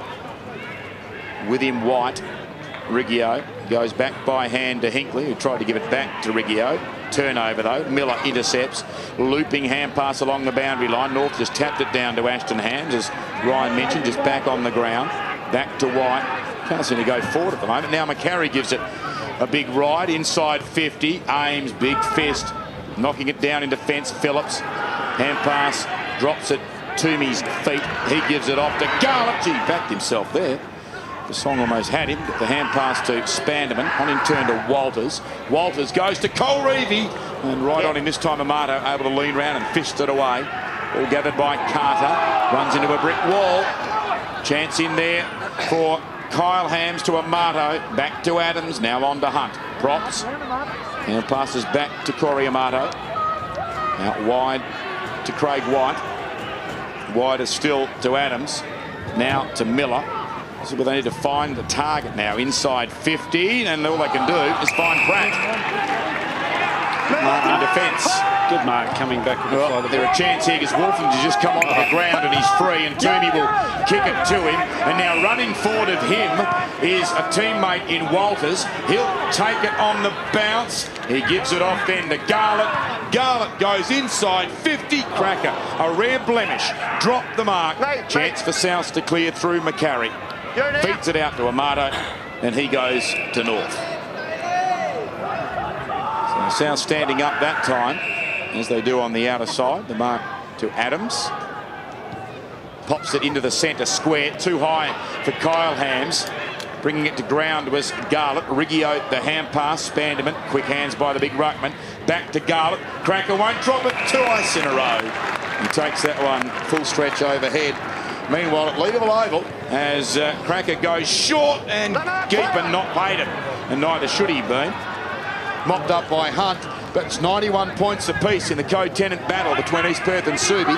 13-13 apiece, 15 minutes into the last quarter at Leederville. Ball socket infield by Carter. On the end of the dribbling ball is Colica. High kick in front. Toomey couldn't mark. Off hands Phillips. Good hand pass. Murphy will waltz in and get his fourth. Can South still come back and pinch the points? They've narrowed the gap again to 3 goals. Yeah, it's 3 goals and it's the 15 minutes. I mean, there's plenty of time, but... That's their first score, though. It's taken them 16 minutes to get their first score of the last term. A similar sort of feel about the, well, admittedly, Swans have kicked 3 goals this quarter, but in the third quarter, you know, South Fremantle took a while to get their first score, and you'd probably have the time of their first goal in the third quarter, 14 minutes. 14, so it's about the same time. Then they kicked 3 in a row. Well, they need to kick the next 3 or 4 to have any chance, but it just can't see it happening. East Fremantle leading Peel by 108 points down at East Fremantle Oval. And out at Arena Joondalup, Claremont are coming off the bye. They're up against a team with finals aspirations in West Perth. And the Tigers doing okay up there at Arena Joondalup. I'll give you the score in a moment. The ball bounced in the middle. Magumble wins it down, but here's Bairstow. High kick. And underneath it, Walters takes the mark. Just can't quite get a score from Joondalup at the moment as Walters goes forward, over-committing on the spoil. McCarry, Davis the hand pass, Riggio to finish, and the finish is a goal. Matt Riggio gets his first goal in the colours of his new club. He started at Peel, spent 10 matches with North Melbourne, and in his 10th game with his new club, he's got his first goal at league level, and he liked it. Meanwhile, it is one-sided up at Joondalup, about 7 minutes from the end, and Claremont lead by 10 goals, 16-9 to West Perth's 6-9. That would be a good result for the competition because it keeps that 4th spot still well and truly open. If West Perth had won, it just sort of spreads it out a bit more, makes it a bit tougher for Swans, South, East Perth, and those sides trying to get their way in there. That goal there, I think, just snuffed out South Fremantle's chances today. Yeah, the quick reply. South needed to get at least 2 in a row to get it to a 12-point margin in the ruck contest. Davis wriggles his way clear to Colreevy to Wolfenden. Wolfenden inside 50. Knocked over the back by Cracker, but the best recovery is Basong. Almost got claimed by Cracker. Hand pass off to Winter, and Winter short into the pocket to North. North along the boundary line. Won't be a hat-trick today for South. They won the Colton reserves, but you don't think from here they're going to win the league. North marks it from Miller's kick. Cross to McCarry. Former dual best and fairest for East Fremantle in his first season with Souths. Magumba's the target. And easily got away from Spanderman and then gets away from him again. Runs it to left half forward. And miskicked it. Almost shinned it forward. In defence, Ames fell over. This allows Murphy in. Is he taken high? The umpire says no. Hand passed away. Domenico takes it over the boundary line. Good footy. Alan Ames's tackle there was excellent. Ryan Murphy did everything to try and put him off. Kept watching his hips, didn't he? Yep, and just laid a very good tackle. Boundary throw in. Magumba, third man up, may have got fingertips to it. That's a push in the back. Push in the back. Thank you, umpire. And Phillips has the free kick. Opportunity here for them to trim the margin again to 18 points. And well, time-wise, there's still a chance. By the time they reset, if he does goal here in the middle, it'll just be into time on, with about 8 or 9 minutes to play. Thanks, mate. Hey, Josh, just come out for us, please, mate. First things first, he's got to kick this. Nathan Phillips. 19 goals, 14 this season, and he's got it behind his first score of the day. Not what they needed. So Cassidy this time to restart. Goes to himself. Then the outer pocket.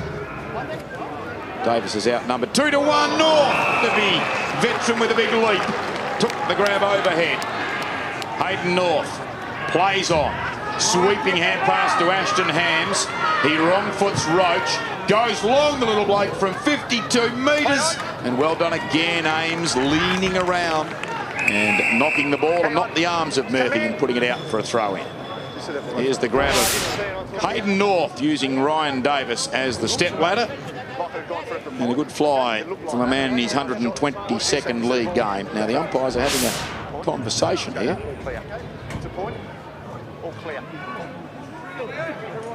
Right, a behind then. It went out of bounds. So did I. It must have gone over the goal line before it came back out again and then went out of bounds. So the behind the South moves them to 14 goals, 8. And a fumble, but Walters, well, has he paid it? Sorry, didn't touch the ground. Didn't touch the ground, the umpire says. So it is a mark. 22-point margin. Walters short. Cracker doesn't mark. Ames knocks it through the legs of Magumba. Toomey slaps it away. Ames again, and it's a boundary throw-in. Alan Ames hasn't got a lot of possessions this season, averaging 8 a game, but he's been a very good defender. He was runner-up the best and fairest last year. Used to be a ruckman, even played on a wing for a while. Now a push in the ruck contest, and it's going away with Magumba against Spanderman. Plays on immediately by hand to Bairstow. Bairstow will be a relay down the ground. Just easy. No, it's a free kick to you here. No, it's down the ground. Oh, it's down the ground. I'm not so sure. It is down the ground. Spanderman in the book. Now there's Magumba coming off in foreground. But that may be costly because Spanderman is clearly the #1 ruckman for Swans. Now Phillips has got the relayed free kick. And Nathan Phillips are behind with his last effort from the other pocket about 3 or 4 minutes ago. For a midfielder, he's done well this season. He's kicked 19 goals. Can he get his 20th? Not with that kick. This time off to the right, so he's peppering and has missed either side. And Spanderman in the book. I see Travis Edmonds is one of the runners. They might have to get him out of the greens and back into the black and white. 5-time best and fairest. He's tied at Swans with the great Bill Walker, the 4-time premiership Sandover medalist. The mark on the outer side to Wolfenden. Yes. Gave it back then to the running Garlett inside 50. Going to ground there is Cole Reeby, and we'll have boundary throw-in. So 21 points the margin, but see the incident previously where Lane Spanderman was reported, came in and, oh, gee, he wasn't even looking there. Was not expecting that, Magumba, and it was more than 5 metres away. So that is a reportable offence. Now, the hand pass from Miller to a teammate in Ashton Hams, who's found Winter. Winter plays on from the defensive 50. Target is Callum Wilson. 2, 3, 4 juggles, he's got it. Now kicking out towards Phillips. Oh, well done by Toomey with strength. Just got rid of him. Now hand passes to Walters. Walters into the centre to Knott. No pressure. Knott goes looking for Geep and it bounces off his chest. May have also been a spoil from Hunt. Just glancing it away with a fist. Amato in the last line to Hunt. Back to Amato. And now out towards Ashton Hands. Running outside him was Basong, but opts not to go in that direction by hand. He'll go to centre half back. Oop, Miller's played on. He's claimed by Wolfenden. Hand pass to North, but he couldn't grab it.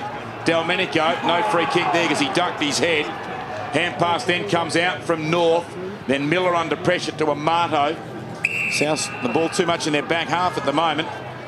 Couple of bounces here to Hunt. Lumbers towards the outer wing. Over the head of Phillips. Can a Bulldog get back there? Gathered by Adams. 47 out on the boundary line. Unguarded goal square. And it goes through for nothing. Breaks right along the goal line. Now it's gone into the post. It'll be a boundary throw-in.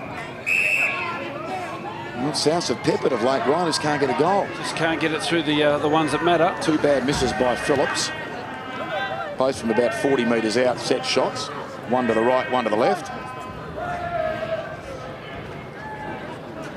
Spandam in the rucker post to Murphy. Third man up is Ames. Ugliomana, that was a throw. Out to Bairstow, snaps and hits the right goal post. They still keep peppering, but they're not going to do it in behinds. The game will run out of time by then. I reckon this was a throw out by Guglielmo. It was a one-handed punch. Ames has marked the kick in meanwhile and has got the hand pass out to Casserly into the middle of the ground. Chance of a turnover again. Miller with it. Off to Basong. Basong by hand. Craig White confronted by Ames. The tackle doesn't stick. McCarry's been swung forward. He likes a goal, but he doesn't have the carry. Into the waiting arms of Luke Pratt. Well, time is his bigger enemy now, Ryan. The margin of 20 points. They've had their opportunities. Garland almost played on them. He's been told to now. And pass to Roberts, back to Garland, beyond the defensive 50. In the general direction of Wolfenden. Off to Hinkley. Now the forwards are breaking. He took too long. Miller collaring him. They're allowed the advantage. Basong the hand pass. Bairstow. He missed White. So this gives time for Swans to go back and lock up in defence. Craig White tracks the ball to the wing and then kicks it to Miller. Chris Miller. High. A lot of black and white jumpers. The tallest of them, or at least the longest of the jumpers, was Spanderman. Off by hand to Simpson. Into the path now of Garland. Taps it to Simpson. He just brushes aside Kyle Hams. Gives it to Toomey. Good shepherd there by Garland. Allowed Spanderman an easy pickup. He gives it off to Simpson. Squaring kick. Not a good one. Amato's played a good game in defence. And he's taken that one at centre-half back. From one flank to the other, Craig White. North on the edge of the centre square to the run of Winter. Winter now goes towards Callum Wilson, who takes the mark. Thinks about playing on, he will. 56 metres out, a long kick. Swans back there in numbers. The only problem could have been if they bumped into each other, but Toomey pulled out. Walters takes the mark, and then he kicks out wide, and testing a heavily strapped hamstring there was Jetta back into the, well, almost to the corridor, and Roach. John Dimmer, I think, resigned to the fact that the season has slipped him by. No fifth premiership for him as a coach, and no consecutive flags, it would appear, for Souths. Toomey now short to the defensive 50. Pratt with it. Down the middle of the ground, over the head of the first game at Daly. White almost knocked it back to him. Roberts in the end by hand to Simpson. Simpson out very wide, and Spanderman will mark 70 metres from goal. Not many targets inside 50. In fact, there's only really Cracker in there. Gets the hurry up.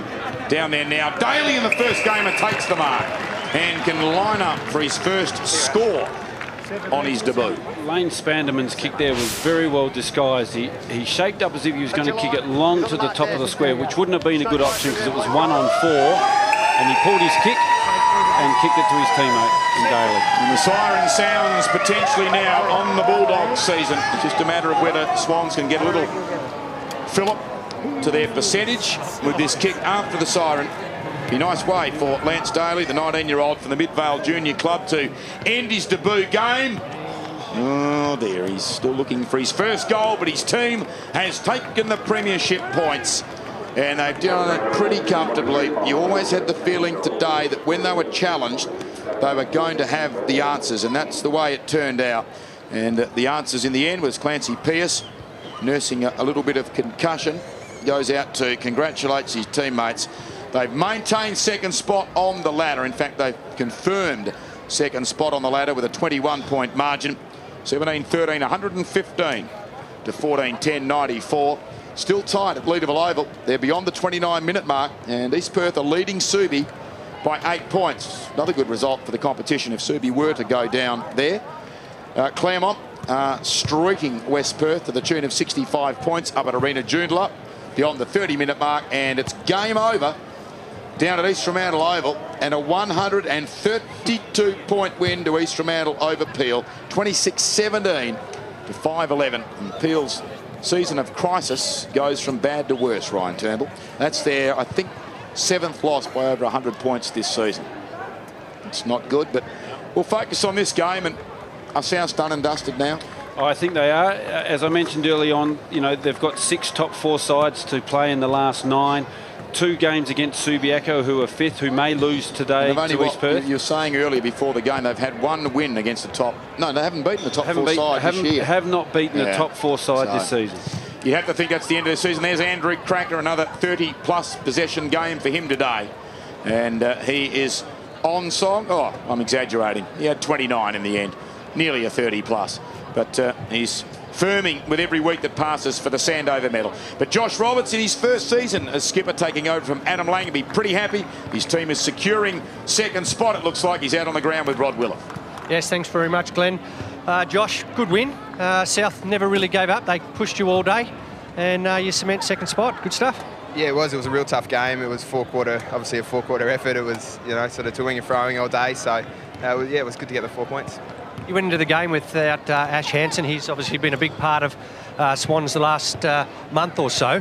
Did you have any nerves about not going in with a key forward and still being pretty positive of a win? Yeah, no, not at all. We've got a pretty good forward line without him still. So, you know, Gapen, Simpson, Noddy, these sort of blokes. So they're looking for more of an opportunity. We kick it a lot to Ash when he's there. So they get more of the ball when he's not playing.